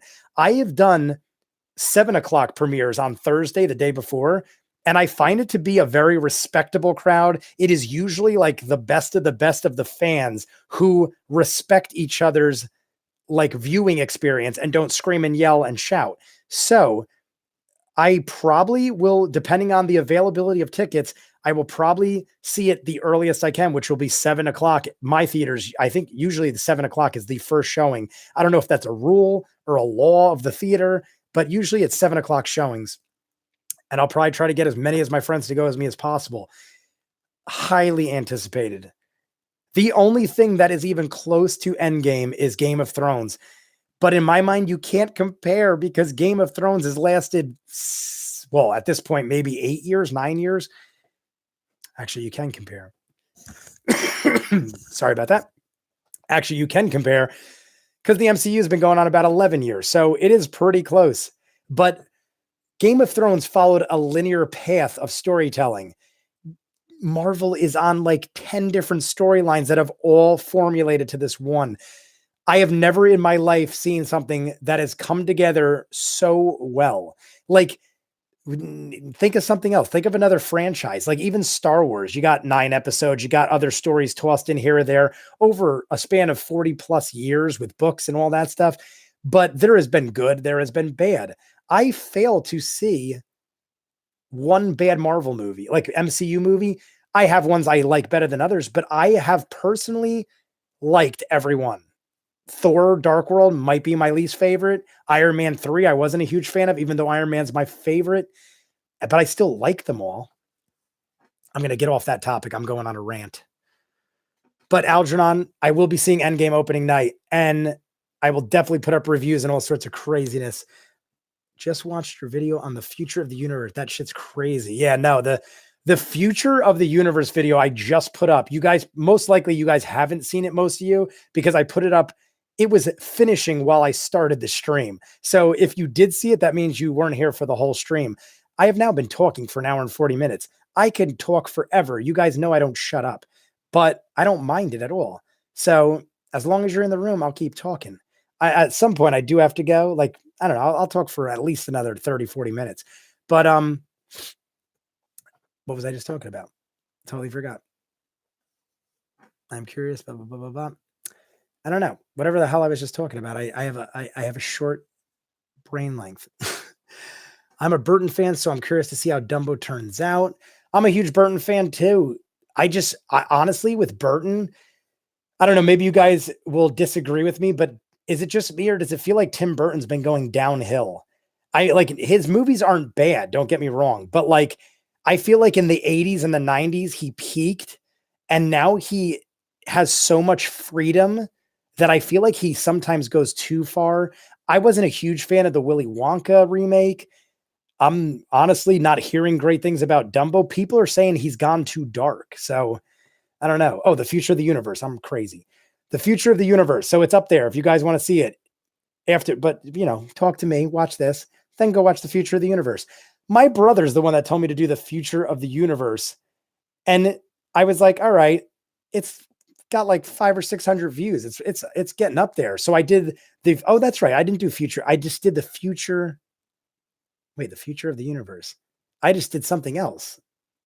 The timeline, no, the time lapse of the future I just did. I don't know if that's what you're talking about, but check them both out. They're both extremely interesting. One is much longer than the other, but both keep you captivated. Snow, you're welcome. Keep it up. We got all right, so that was so I've seen my fair share of movies leaning more towards TV now, but there are so many classic films. See, Snow, that's where I'm at now. I've watched so much movie that now I feel like I'm falling behind on the movies because I'm trying to catch up on TV. It's like you never have enough time, right? It's like no matter how much time you have, you will never, in today's day and age, maybe back in the 80s and the 90s, you can keep up. In today's day and age, you will never be able to watch everything. It's impossible. And the fact that half of it I have to edit to throw up on YouTube, I ain't ever going to catch up. Just watched, I've seen my fair share. I think the smallest local cinema to me is about 600 seats. So buying here, oh yeah. Where do you, yeah, Algernon, where I live, the biggest theater around. I mean, oh my God, you must live in like a major city.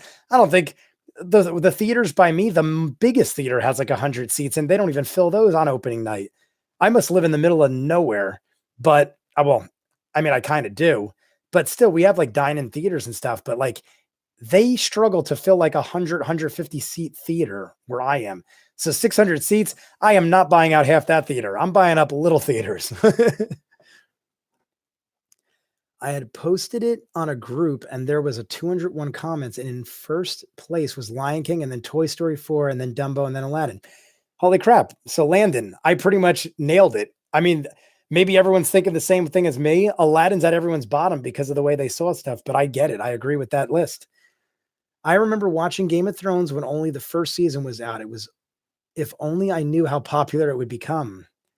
Are you up to date, Snow? Have you watched all of Game of Thrones? Or are you saying you only watched season 1? Honest trailers, just an honest trailer for all Tim Burton movies, and it is pretty spot on and hilarious. Honest trailers. I've seen that. Takeaway from future of the universe equals time becomes meaningless forever. Basically, yeah. That is how, well, I don't want to spoil it, but bleak and dark is the end of that one. You might have missed my earlier comment about that movie you were talking about with the dude chained to the radiator. Resolution. Steph, I love you. I did miss your comment earlier, and I love you because that would have bothered me later. If you guys haven't seen Resolution, Steph, I'm assuming you've seen it since you knew it by my description. Resolution is a hell of a good movie. It's a movie about addiction, basically, but it's a thriller, yet kind of like a sci-fi horror, so to speak. It's got a little of everything thrown in. It is an edgy film. It'll keep you on the edge of your seat. It is a nail biter. You don't know what's going on. I still kind of don't know what's going on. They basically, it's probably kind of left up to your interpretation at the end, but oh my God, it was good. And I had seen it when I was drinking a heavy amount.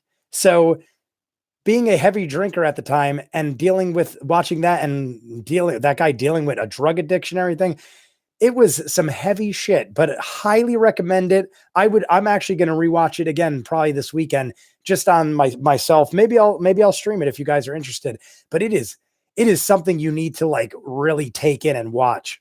Around the same time I watched The Invitation.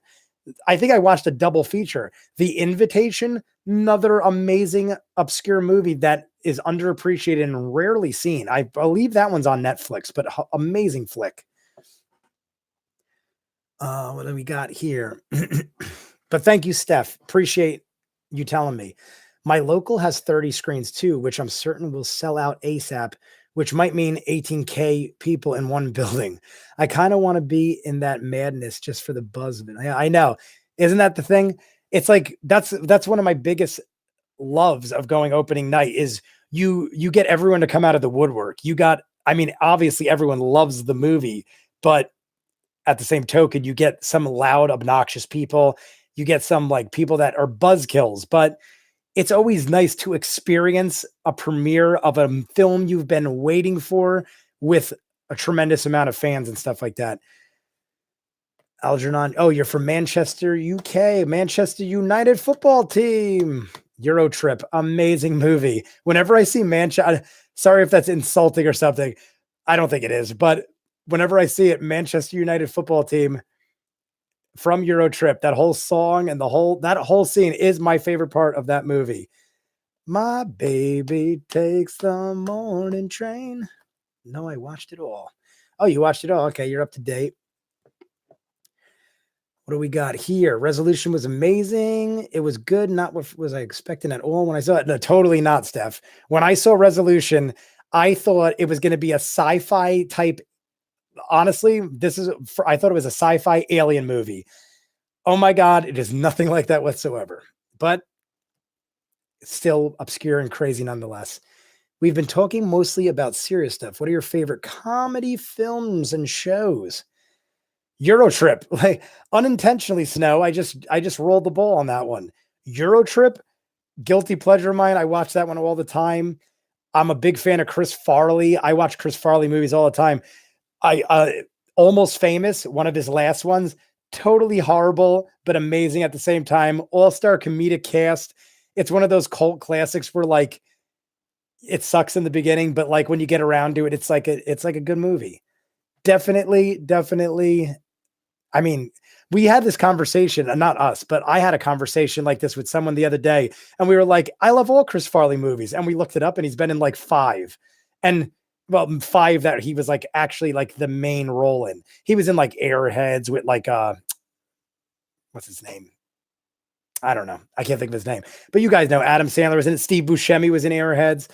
I can't think of the main guy. He was in The Mummy. Brendan Fraser. Brendan Fraser, Airheads. Chris Farley, one of his first movies. He was also in Coneheads, one of his first movies with David Spade. I am from Kentucky. Landon, is that? Oh, did I ask you before? Oh, I'm sorry. Oh, I was talking to Algernon. Landon's from Kentucky. How's the movie theaters out there, Landon? They got big movie theaters out in Kentucky. I'd never been. What's your favorite actor? As far as I'm trying to think of other comedies. I mean, I love Spaceballs. Love Mel Brooks. We got Young Frankenstein, Spaceballs, History of the World, Monty Python type stuff. I love obscure comedy like An Evening with Beverly Loughlin. It's very much in the vein of like Napoleon Dynamite or like I don't know. It's just those weird type of comedies. I like all comedies, but I definitely dig the obscure because like I like when you aren't sure if you're supposed to laugh or you should be laughing, but you're like, I find that funny, but it's so odd. What is your favorite action movie of the 90s and why is it Die Hard? I don't know if that was intentional or not, but I love that. And Die Hard is on my list. But shocker for everybody, Die Hard 1 is not my favorite Die Hard. I was almost going to say I love all the Die Hards. I don't know. Number 4 with Kevin Smith and Justin Long, a little iffy.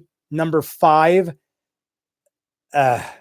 Number 6, I hope they do good because I think that's going to be the last one. They might kill off John McClane, but I honestly like Die Hard 2 and 3 the best. 3 is probably my favorite. Die Hard with a Vengeance, probably my favorite, but that was in the 90s, so it doesn't qualify for 80s. But that is my favorite Die Hard movie. You got Zeus, Samuel L. Jackson. You got Hans Gruber's brother comes back. Great film. Didn't see that coming. Love it. See, Die Hard 3 was made before there were spoilers and internet, so never saw Hans Gruber's brother coming. What do we got here? But I got to answer your question. I can't leave you flat. 80s flick action. Honestly, this is obscure. I got it hanging up in my gym. 80s action flick, kind of a comedy. Big Trouble in Little China with Kurt Russell. Absolutely love that movie. Totally obscure. A lot of people haven't seen it, but Big Trouble in Little China is one of my favorite 80s action flicks. I mean, we got Rocky, we got Rambo, we got Die Hard. You got like all the staple action films. But if I was going off, here, I'll throw another one at you. Amazing 80s action flick, The Last Dragon You got The Glow with Bruce Leroy. Another one hanging up in my gym. One day I'll bring you guys in my living room. Well, you see in my living room. One day I'll bring you guys in my gym. It is wall-to-wall action movie posters. Die Hard is one of them. The first one, even though it's not my favorite, it is a good one. So I have Die Hard, Big Trouble in Little China, Last Dragon, Harley Davidson, and the Marlboro Man. Love it. Harley Davidson, the Marlboro Man. Oh my God. Classic. What else we got here? Almost Famous is definitely a guilty pleasure. Almost Famous. I actually was introduced to that by an ex-girlfriend who was very much into like the 70s and stuff like that, which would explain it if you know what Almost Famous. Oh, wait. Oh my God. I'm thinking of something else. Almost Famous. I'm thinking of Almost Heroes, guys. Almost Famous is with Kate Hudson. Now I'm confused. Which one's with Kate Hudson? Which one's Chris Farley and which one's Kate Hudson? There's Almost Famous and Almost Heroes. I think Almost Heroes is Chris Farley. My bad. Chris Farley is not in Almost Famous. Or is it? I don't remember. I see so many movies. They get bottled up in my head. Monty Python is one of my absolute favorites. Always a classic. If I had to pick my favorite Monty Python, I'm a big fan of, I know everyone goes to the Holy Grail, but I'm a big fan of History of the World. Oh, wait, I am sorry, fans of Monty Python. History of the World is Mel Brooks. I would probably go with Life of Brian. If I had to pick Monty Python, Holy Grail is amazing, don't get me wrong. But Monty Python, I would say Life of Brian is my favorite. I just really dig Life of Brian. I really like documentary now of current comedy stuff. I dig documentaries, guys. I watch at least one or two documentaries a week. So I've seen the majority of the documentaries out there.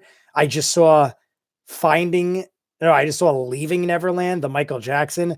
Not even going to want to talk about that too much because that rivals up people's opinions at an angry level. But Leaving Neverland, I'll just leave it at this, was disturbing to watch, to say the least. But Documentary Now.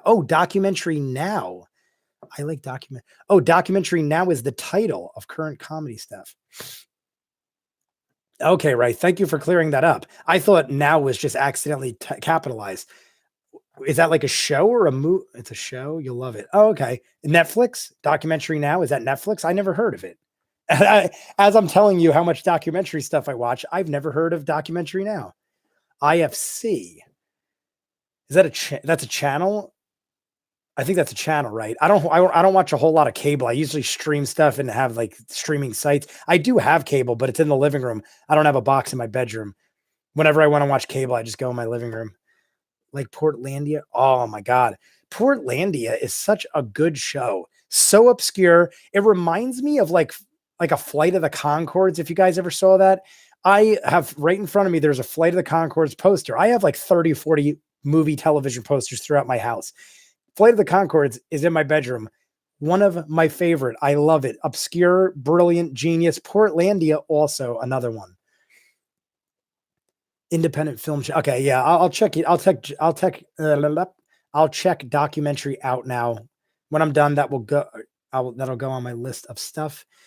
Like I said, when I'm done, I go back through the comments and I write down everything. I got to go back up to the top because I missed stuff. Speaking of Terry Gilliam, The Fisher King was good. Yes, it was. Fisher King, very good movie. I haven't seen it since it came out. I believe that was 90s. Probably should watch that one again. Because that's one of the ones I think I only watched once. Once is the only. It's probably something I should watch again. Great movie. He just stumbles his way through the movie. Yeah, he does. I love that. Jake loves Die Hard and Brooklyn 99.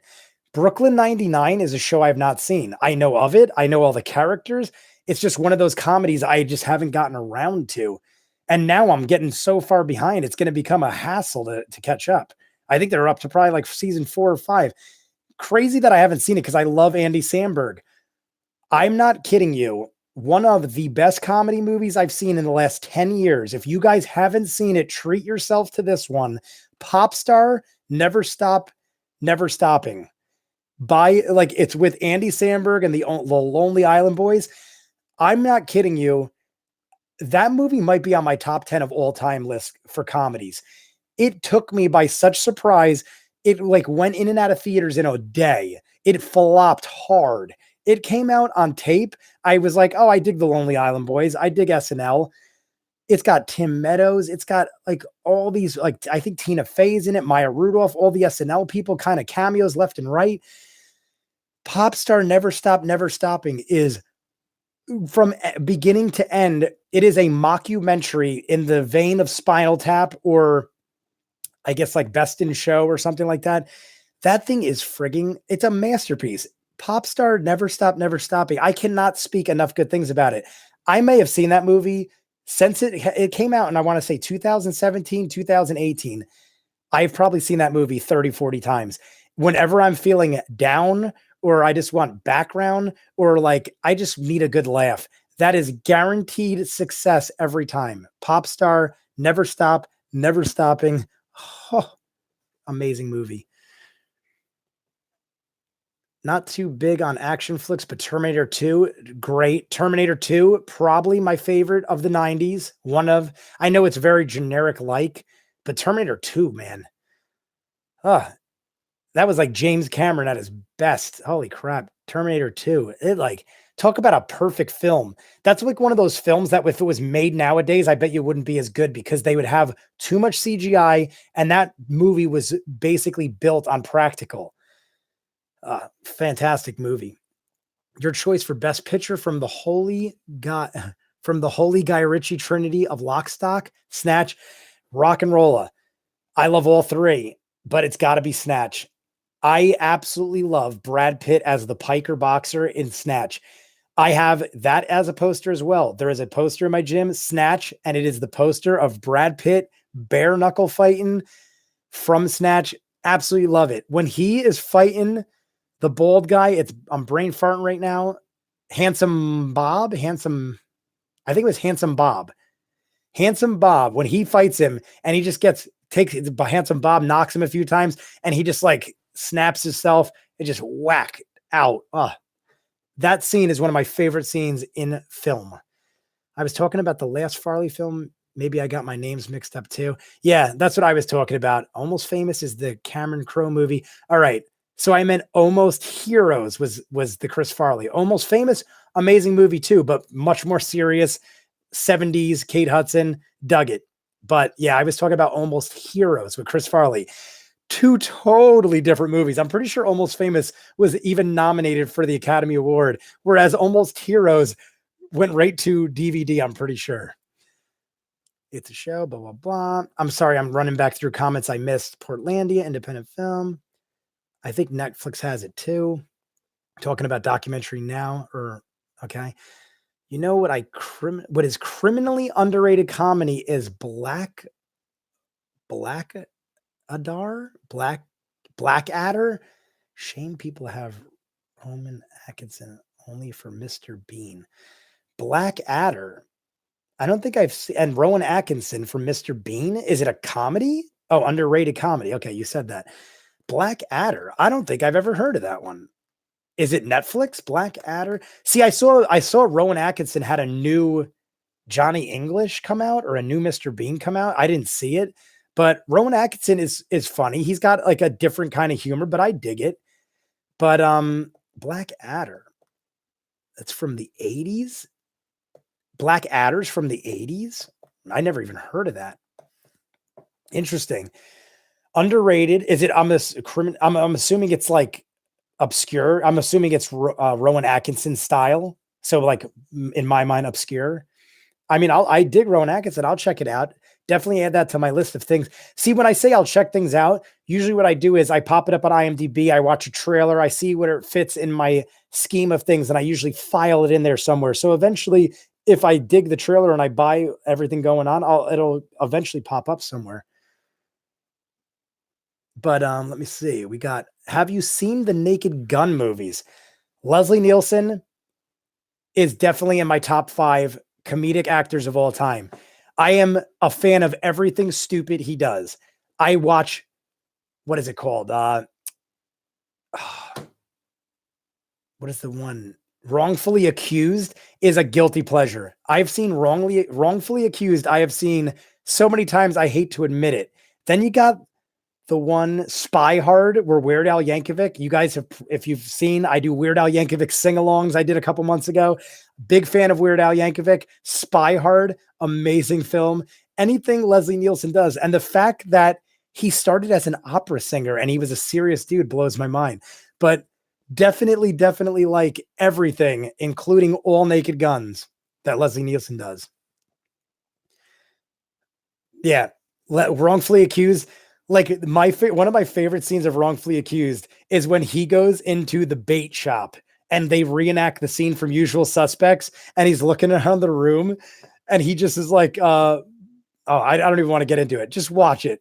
Rewatch it. All you got to, and it's on YouTube. If you don't want to watch the whole movie, just type in Wrongfully Accused bait shop scene or like Usual Suspect parody.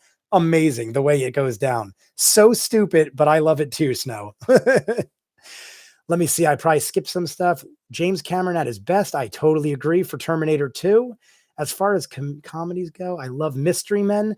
Mystery Men, I definitely dug. Very funny movie. It was one of those that it was like at the time when it came out, I was doing other things and stuff. So it never really stuck with me, but it is a very good film. Definitely like it. All-star cast with that too. Pee Wee Herman playing the, I can't remember his character name, but great movie. Don't know why it's a stupid movie. I agree, though. It's good. Snatch had a fantastic soundtrack, too. All of Guy Ritchie's movies have great soundtracks, but Snatch specifically. That's from the 80s. Saw that already. Agreed. Steph agreed. I'm going Invincible. Algernon, did I miss you? Did I miss a comment by Algernon? I'm going to scroll back up and see. I feel like I missed something. Oh, no, I saw your documentary now. Oh, that must be a reference to something. I thought Algernon was saying that I thought you were insinuating I ignored your comment. You can find lots of Blackadder on YouTube. I'll check it out. He plays a totally different character than his usual role. Okay, so Rowan Atkinson's a lot different in that. Blackadder was a BBC show, 4 series, each one set in a different time period. It's genius. Wrongfully Accused, Police Squad.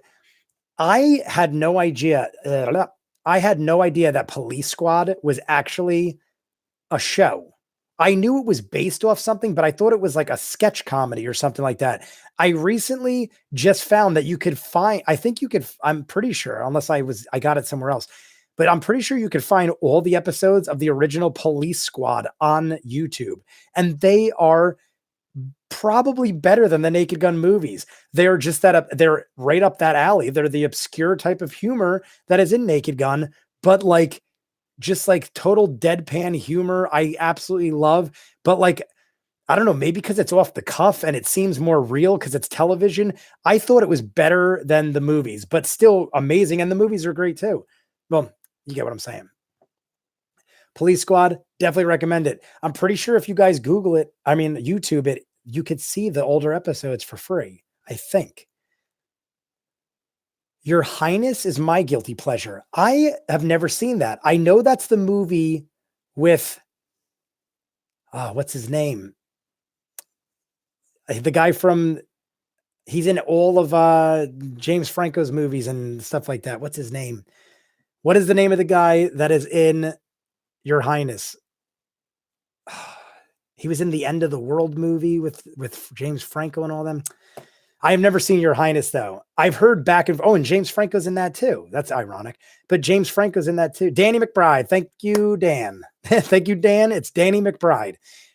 I have not seen Your Highness, but I heard it did horrible in theaters. I remember it did horrible in theaters, but then I remember it building like a cult following. I still haven't seen it, but I got to give it a try because it's one of those obscure comedies that probably is right up my alley. You'll either love it or hate it. That's what I figured, but I feel like I would love it. And I do put it this way, Bill, I love Danny McBride and I love James Franco. If it's that kind of humor, then I'll love Your Highness. So if it's that kind of humor, then I'll dig it. Yes, The Spleen. Some of the most brilliant comedy series that I love. What is The Spleen? I'm assuming that is comedy. Is that a show or a movie? That I've not heard anything about. The Spleen. Some of the most brilliant comedy series that I love equally are Curb Your Enthusiasm, Marin, and Louie. Have you seen, enjoy any of them? I don't know what the spleen is. If you guys want to write down there, I'll come back to that later. As far as the ones Dan just mentioned, that's Pee Wee Herman's character's name. Oh, I'm crazy. The spleen. As soon as you guys said it, it clicked. The spleen is Pee Wee Herman's character. Yes, amazing. It was such an obscure name that I totally forgot the reference. And we're talking about so many things I forgot. Thank you, Ray. And thank you, Steph, for confirming, because Ray was unsure. But I thank you both. As far as Dan's selection of comedy series, Curb Your Enthusiasm is on my top 10 of all time for comedies. It also up there is Flight of the Conchords. Definitely Always Sunny in Philadelphia. I still to this day think Always Sunny in Philadelphia, as well as Curb Your Enthusiasm, are two of the most consistently funny shows in the history of television. Like, I don't ever remember a bad season. There might be seasons I don't like as much as others, but Always Sunny and Curb Your Enthusiasm are always amazing. They're like the new season of Always Sunny is maybe one of the best seasons. Like, I feel like last season of the season before, they slightly dipped, and you thought that maybe the cast was breaking up. Like, it made it look like Dennis was leaving. Then Dee, his sister, started having that new show, The Mick. So I was like, up, Dee's on her way out. I thought they were going to start dropping. You're talking, they're on their 10th season, and they have stuck, the whole cast has remained together. What show do you know that in 10 years, besides maybe like Seinfeld, which is also a classic, but besides Seinfeld, what other show do you know where the entire, the four main people, and Danny DeVito came slightly later. I think he came around season 2 or 3, but even him, to keep the cast together, and they are so passionate about it and love that, like, they will run with that forever. Amazing, amazing show.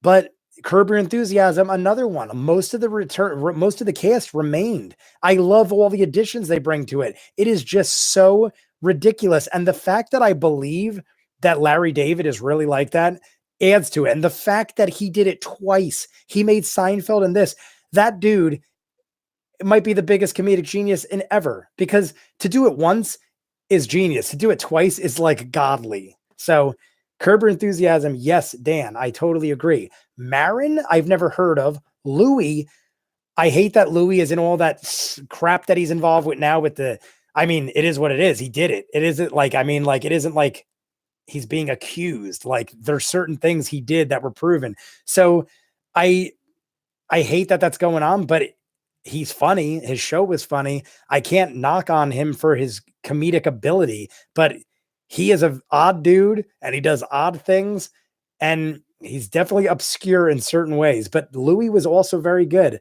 I don't know if I saw the end of Louis. I might have not seen the last couple seasons, but Marin is fantastic on Glow. But is Marin, I got to scroll up a little. Curb. Is Marin the name of a show? I don't think I've ever heard of Marin. In Dan's comments, he put Curb Your Enthusiasm, Louis, and Marin were shows he loved. Let me know about that, Dan. I just remembered a true comedy gem for those who haven't seen it. Noises Off. Definitely remember that. One of the funniest comedies I've ever seen. Noises, just to refresh, Snow, Noises Off. Wasn't that like a comedy on them performing a Broadway play, so to speak, like a show? I do, if that is the one I'm thinking of, because of Michael Caine. If you didn't say Michael Caine, I would have been hazy, but I'm pretty sure. Amazing movie. You're right. Curb Your Enthusiasm, genius. Larry David, genius. Another good comedy, Drop Dead Gorgeous. Also a great one. That was the one with, Drop Dead Gorgeous was the one with the cheerleaders, I think, with Rose McGowan. Was it Rose McGowan? It was the girl who was married to Marilyn Manson. Maybe I'm thinking of that. Maybe I'm thinking of the wrong one. Danny McBride. Police Squad episodes got, all the police episodes. So Police Squad got banned off YouTube. You cannot see it for free, but find it other ways. It's amazing. Then we got Pee Wee Herman's character name. Always Sunny is amazing. Concords did a new HBO. Oh my God, Ray. I totally forgot. I saw a commercial when I was watching like a thing for Game of Thrones that Flight of the Conchords did. It's a, what is it, Ray? A 1-hour special or something for Flight of the Conchords? I totally forgot. I cannot believe it. What kind of fan am I? Spleen could not beat Thanos. Make him leave the room. Yeah, no, the spleen. I don't know. I think Thanos might have the spleen, but that would be a nice match. Pee Wee Herman versus the reverse Thanos. I'm really into. Yeah, I've been see Schitt's Creek. That's my favorite comedy series, probably. Steph, are you saying Schitt's Creek is your favorite right now or like ever? Because that's speaking highly. I did see Chris Elliott is in Schitt's Creek. I saw a couple famous people, but specifically Schitt's Creek. I saw Chris Elliott from Cabin Boy and the show Get a Life.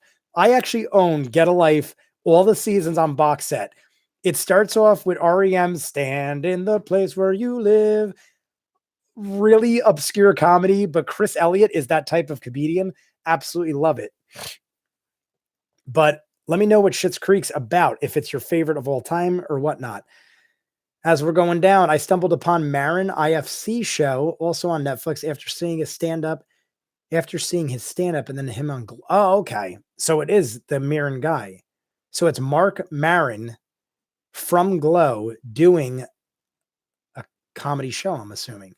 Have to check into that. Also, The Office. See, The Office from the UK, my sister actually watched all those and she recommended it to me. But it was one of those things where I was like, that's a lot to catch up on. And at the time, I couldn't get a hold of any, so I kind of just forgot about it. But I heard great things, and I forgot Ricky Gervais is in it, which is he's a great comedian. Love all Ricky Gervais's stand-up.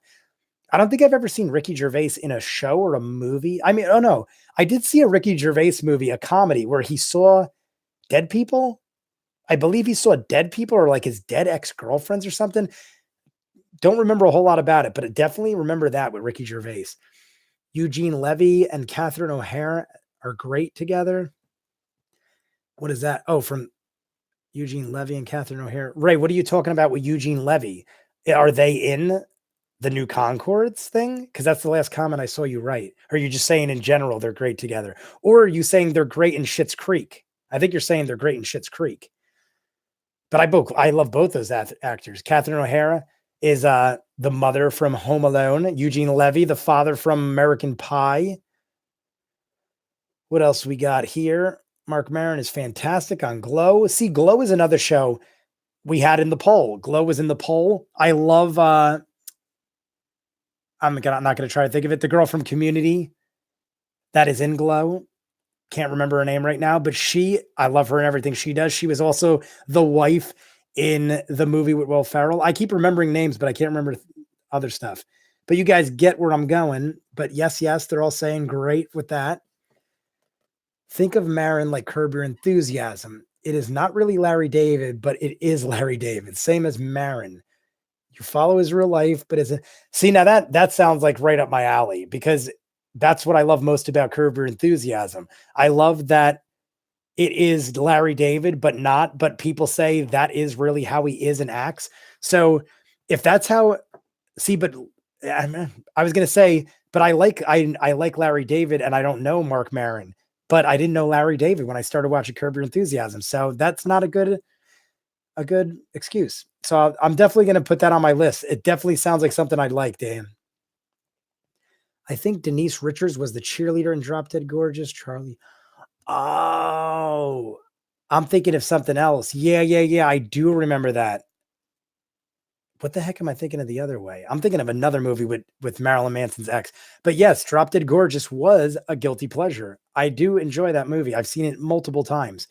I had two girlfriends who were ex cheerleading state champs, and one of them actually coaches cheerleading. So I've seen that movie several times just based on the fact that I dated people that loved cheerleading. But it was a great movie, funny.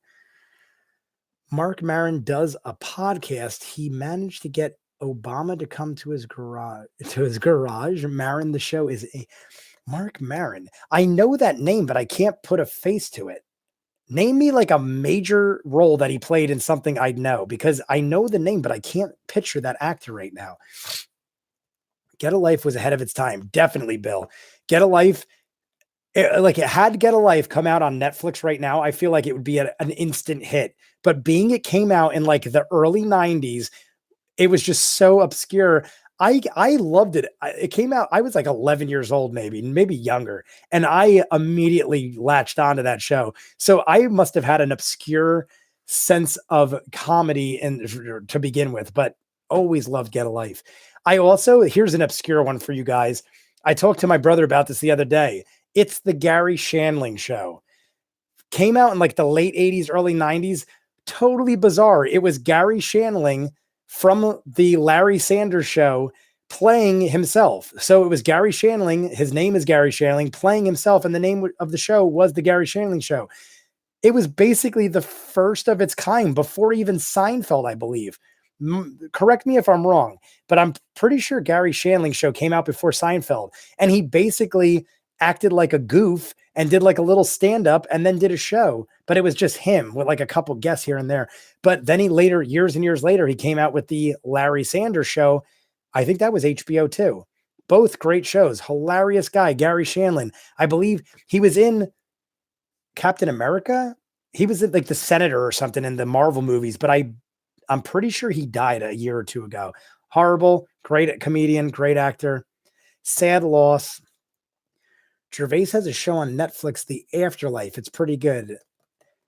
I don't know if that's what I'm thinking of or if I'm thinking of a movie. I'm not saying that you're saying that's what I was thinking of, but I'm pretty sure Gervais had a movie. I know you're not saying yes or no to that, but I'm just curious if I'm thinking of something else. The Office was great, has only 14 episodes, and Ricky was the creator, main character, and one of the main writers. So he had his hand in a lot of that. Definitely. I mean, The Office, I've watched The Office, the American version from beginning to end.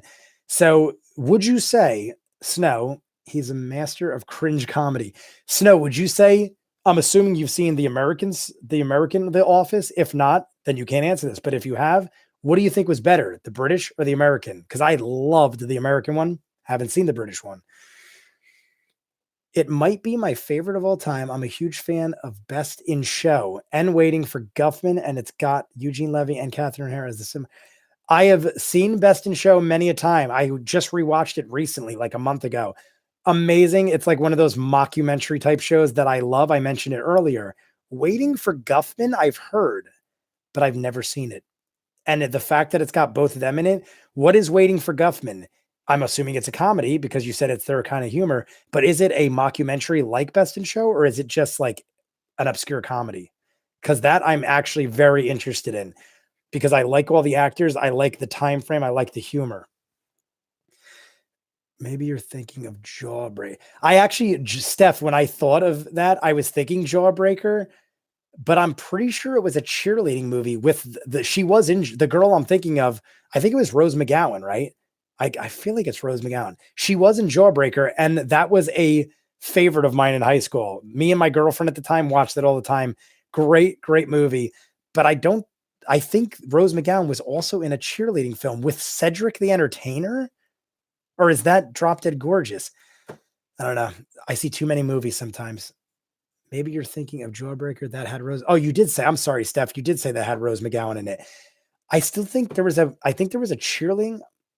I'm blessed by the UK original Office. Let me read Algernon's been writing me stuff. Marin hasn't really been in much major. He's kind of blown up in a recent year, to be honest, despite being on the scene for years. My essay today mentions it's Gary Shandling. And it was groundbreaking at the time. Amazing show, Algernon. My essay, you literally, Algernon, you were literally talking about the Gary Shandling show today. The British one has more subtle humor and it's much more cringy. I like it more for sure, but I guess I just like British shows more generally. I get it. Like perfect example, Snow. Yeah, perfect example, Snow. Maybe you could like weigh in on this. I've watched all of Shameless up until the last season. I'm behind on the last season. However, I have never seen the British version, and I know that came first. And a lot of people say that's better. I'm assuming that you've seen the British version if you're a Brit fan. So let me know. What do you think is better? British version or American version of Shameless? Because I'm actually very interested. Shameless is one of my more favorite shows in recent year. Shameless is the only show where I like the American version more. All right. So I'll rush to see The Office first then. I really like the American Shameless. All right. I will definitely. I still want to watch the British version, but then I'll watch the Office British version first before I watch the British Shameless. If you're saying that, it's because I want to watch the best of the best first. I don't want to be like, well, then I'll waste my whole time watching British Shameless. Snuffbox was a great British sketch comedy show. If you've never seen it, a good Netflix binge, similar in feel to Mr. Show and how it translates to sketch. Ray brings up a great one, Mr. Show, Bob Odenkirk and David Cross, amazing comedians. Bob Odenkirk from Better Call Saul, which I regrettably can't do reactions to. Don't ask me why, still trying, but it's like, I've never seen a show. It's worse than Umbrella Academy. Better Call Saul, the worst copyright people ever. And I don't get it because I see people doing Breaking Bad and it's on the same channel, but maybe it's different. I mean, I thought it was the same creators, but clearly not, because people could do Breaking Bad with ease. Only thing I could think of is Better Call Saul is newer, so maybe they're making it more difficult. But talk about wasting time. I have wasted countless hours on Better Call Saul. I want to see it, but it might end up having to do like a review instead because it ain't working out, guys. What else we got here? But Snuffbox. Ray says Snuffbox is like Mr. Show. I'm definitely going to have to look at a Snuffbox. British comedy sketch. I wonder where I could obtain it. I wonder if, Ray, is Snuffbox on Netflix or something? I have all of Mr. Show on DVD and stuff. Amazing. Algernon, blessed by the UK original. Waiting for Guffman is another fake documentary by Christopher Guest, the same guy who made Best in Show and Spinal Tap. Looks like I'm watching Waiting for Guffman tonight. Steph, what would you rank it? If you had to rank the three, I'm just curious of your opinion. Where would you put Guffman? I will watch it either way, but I'm just curious what I'm in for because Spinal Tap and Best in Show are good. I would say Spinal Tap's the best of the two, but definitely love Best in Show. Shameless is the only show where I like the American version. Read that. I really like the American Shameless. James McAvoy was in the UK Shameless. I stopped watching after the... Holy crap. Really? How young was he? James McAvoy had to be in that a while. I mean, he had to be young. I mean, that gotta be... I mean, he started... The first thing I remember him in America was Wanted with Angelina Jolie, and he was very good in it. But he was also very young in that. Hold up. I haven't taken a drink in 72 hours.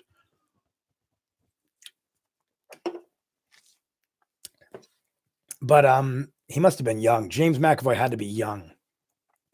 It looks like a couple of you are leaving. I'm getting low. People are getting lower. I think there's still 6 of you in here, but I've been talking almost 2.5 hours. So here's the deal. I'm going to talk for about 7 more minutes. I'll talk to about 2:30 and then I'll sum everything up and I'll probably say goodbye unless 30 people show up in the room and then I don't want to leave. Nothing against you guys. I love you all. I don't want to talk for more than 3 hours because I'm going to throw this up. But let's see here. I mean, I am having fun. Maybe I'll just keep rolling with it. I don't want you guys to feel obligated to stay in the room. If you guys got stuff to do not feel obligated to stay in the room with me and talk. If you're having a ball, so am I. I love this kind of stuff. This is what I do. If I wasn't doing this, I'd be talking movies or TV with my sister. I'd be talking TV and movies with my friends at the bar. It's just what I do. So this is fun. But anyway, let me go back to the comments. Mr. Show is probably my favorite comedy of all time. Yes, Ray, one of my favorites. It's probably on my top 10. I watch so much. There's my top 10 list. I'm sure I'd have to take things off like I did when I did my top 10 Marvel movies. But Mr. Show, I feel like it's got to make the list. What really makes the American Shameless so good, its cast is perfect, and I think the characters are much better written. I wouldn't know, but I will take your opinion to heart. Netflix has it. Ray, sorry, Ray. What does Netflix have, Ray? Because I talked about 30 different things at this point. I'm assuming you meant the one that's like Mr. Show. Snuffbox. Okay. Snuffbox. The one that's like Mr. Show is on Netflix, guys. My brother said. So if you like Mr. Show, check out Snuffbox. I'm gonna. Don't forget A Mighty Wind. Oh my God, A Mighty Wind. Michael McKean. Who was also in the others? I totally forgot. Mighty Wind is amazing. Steph, great pick. Another one. Did Steph give me her tops though? Steph, did you write your order, Steph? Oh, there it is. See? I'm sorry, Steph. You're writing a thing over there, and I'm over here thinking you forgot. How dare I, Steph? Because you are always on the ball. I should never question you, Steph. I am eating dinner and watching March Madness and listening to you having fun. All right, cool, Dan. March Madness. Oh my God, I'm behind on college sports now. Ever since I started doing this, I am behind on my basketball. I used to watch March Madness. I was all the way. I'm a Boston Celtics fan because some of my family that got me into sports way back in the day came from Boston. So I am a Reds. Even though you see the Saints for football, big New Orleans fan. Love the city. Been there a couple times. I am a Red Sox fan and a Boston Celtics fan. Don't hate me, New Yorkers. I am a nice guy. I don't hate on anybody. I'm closer to New York. I've been to Yankee Stadium more times than any other stadium. I have had shit thrown at me. I have been covered in soda and hot dogs and gotten into fist fights. Had my ex-girlfriend thrown in the prison cell underneath the stadium. And she's a Yankees fan, so or was my ex-girlfriend, so whatever. But crazy times in sports in my life. Anywho, early 20s, he played a car thief who was dating Frank Gallagher's daughter, Marie. They both left at the same time. Okay, so James McAvoy was in his early 20s when he did Shameless, so he wasn't too young. Is your sister going to be a special guest? Not tonight, but she will do the Game of Thrones reactions with me, Kyle. Kyle, I appreciate all the comments. You're one of the guys that does comment a lot, as do most of you, Snow and all. I don't want you to think I neglect you, but yeah, no, Kyle, you've been commenting a lot. I appreciate it. My sister will be doing Game of Thrones, and I'm going to try to get her to do reactions here and there. She just doesn't have the time for this kind of stuff. She's got she's younger. She's got her own life. She's out doing her thing. So I'm the old chap who sits in a chair and talks about movies my whole life. My favorite British comedy sketch shows are the ones by Mitchell and Webb, like the Mitchell and Webb look. How do you pronounce Ings V? I'm not sure. I don't know if that's an abbreviation in GSVE. I'm not sure if that's an abbreviation for something, but I'm talking about you. Sketch comedy shows with Mitchell and Webb. That sounds familiar. Mitchell and Webb. If you're still in the room with me, would I know them by anything else other than sketch comedy shows? Let me know, because I'm interested in that. It's late here, but I'm having a blast. Definitely make this a regular thing. Snow, I'm definitely now that I've got a steady flow. See, the first live stream, I couldn't get the thing to work, and there's like 4 people. The second one, I did the dirt, and it was at 3 a.m. So I do not blame any of you for not staying up. I'm gonna also do live reactions like I did with the dirt, where I watch stuff. But this is going to be a normal thing for all of you involved and anybody that's in or out. I'm going to do this every Friday around 7 o'clock, probably 7 o'clock. Only thing that might skew that is if I get an emergency job. I'm on call kind of thing. So, I mean, by the time my day is done, I'm done doing stuff. But like, if in the morning they're like, dude, we need you at 7, I got to do work. I got to make money. I'm not making money doing this stuff. I do this for fun. Maybe someday it'll amount to something and I can make money this way too, but that's not my intent. My intent, I got jobs, I got money. I'm doing this for fun. I like talking to you guys. So I don't know why I was talking about that. Mitchell and Webb. Yeah. Oh, so I was saying, Snow, this will definitely be a regular thing. Fridays at 7, guys, expect to see me on here. If I have a set schedule like that, I'll try to get my sister to pop in at some point. So what do we got? Stuffbox. Waiting for Guffman would probably be my 3rd favorite. This is from Steph. Waiting for Guffman is her 3rd favorite. Hard to choose. I love them all so much. They're very close. I would probably go Best in Show, Spinal Tap. All right, then Spinal Tap and Best in Show is a matter of opinion. I like them both, but I only like Spinal Tap better because I dig the music better than the dog. Like the Best in Show is a dog show. I dig the whole aspect of the music rather than the dog show. So based on that, and I also love Popstar Never Stop, Never Stopping, which is a mockumentary. And it reminded me a lot of Spinal Tap. So I might like Spinal Tap even more because of Never Stop, Never Stopping. But Steph, I'm definitely going to, whoever, I think it was Steph that originally said Waiting for Guffman. If it wasn't, I apologize. But Steph, I might check that out tonight because it sounds right up my alley. And I need a good comedy. Okay, I'm unsubscribing if you're a Celtics fan. Raptors all the way. I am not saying this because you're a Raptors fan, Kyle. Family cannot be helped. I'm not saying this because you're a Raptors fan, but they are probably my second favorite team in the NBA because I never hate them. They always have a decent to superior team, and they're fun to watch. They're always fun to watch. When I was younger, I believe this is before I even started following. When the Raptors first formed, their memorabilia was everywhere. They were trying to get a following. And I had a Toronto Raptors shirt. And I'm pretty sure, if I put it this way, if I was a Celtics fan, then I'm a horrible fan. I think I was too young. I believe it was when the Raptors first formed, which means I was probably in middle school.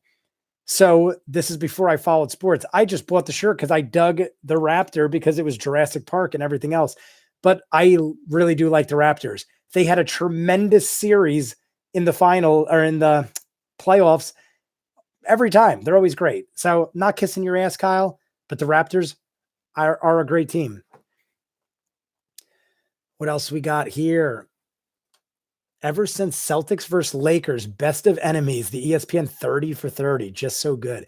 I love 30 for 30s. ESPN, sorry to talk too much sports, guys. I'll sum it up quick, but 30 for 30 on ESPN, amazing stories. If you like sports, check them out. They do everything: boxing, basketball, baseball, wrestling, you name it. They have a 30 for 30, and they are in-depth and very, very well-researched, and each one is done by a different person. So I don't know if they've ever had repeats, but most of them are done by different people who are very, very passionate about the subjects.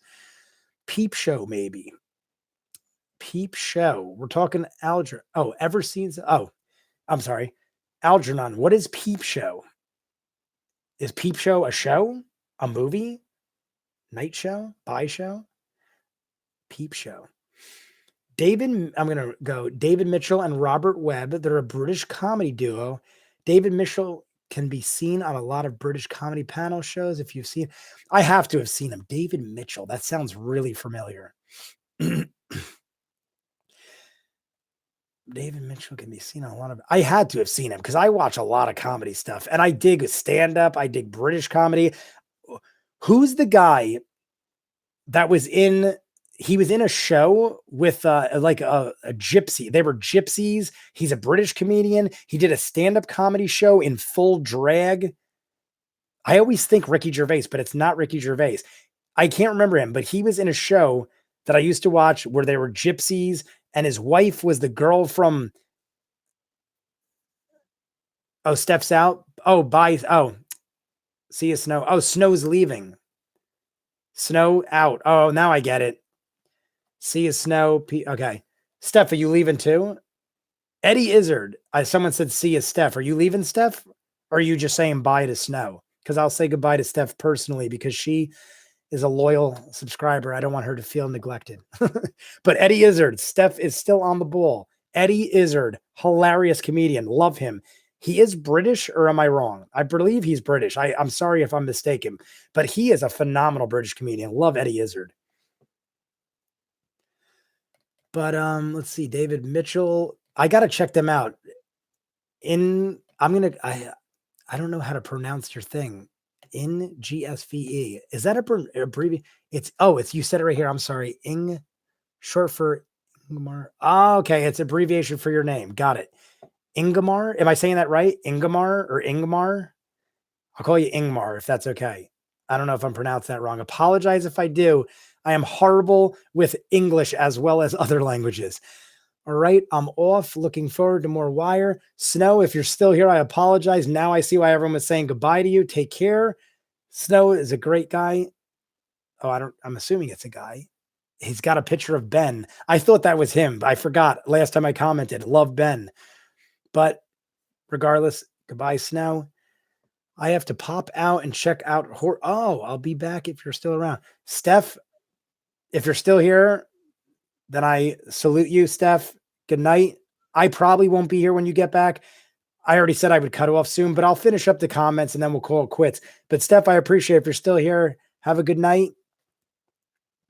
Show is another show by Mitchell. Oh, Peep Show is another show by Mitchell and Webb. Oh, okay, got it. All right, got to check out Peep Show. All this will be written down later. If you see me, if I keep saying I will write this down and you don't see me, it's not because I'm ignoring it. It's because I do it later. Otherwise, I'd be totally distracted. See you, Steph. I don't think I've ever seen a bad 30 for 30. Not me either. Algernon, I think I've seen them all. I think I've seen them all too. I literally think I've seen them all. And correct me if I'm wrong. There was one with Michael Jordan that either was coming out or did come out. Did that come out yet? Because I really wanted to see that. And I feel like I've missed it, or did that not release yet? It was like an extensive one with Michael Jordan, I think. Maybe I'm wrong, but correct me. Algernon, if I'm wrong, there was a new one coming out. I believe it was Michael Jordan. I could be wrong, but it was supposed to be like a big one that was like multi-parts. Let me know if you know what I'm talking about, Algernon. Anyway, Eddie Izzard. Oh, that was good. The Later Show. Is The Later Show? The Later Show. Isn't that a talk show, Ray? The Later Show? Algernon commented. Ingmar. Yep, that's fine. Pronounce Ingmar. All right, I'm just going to try.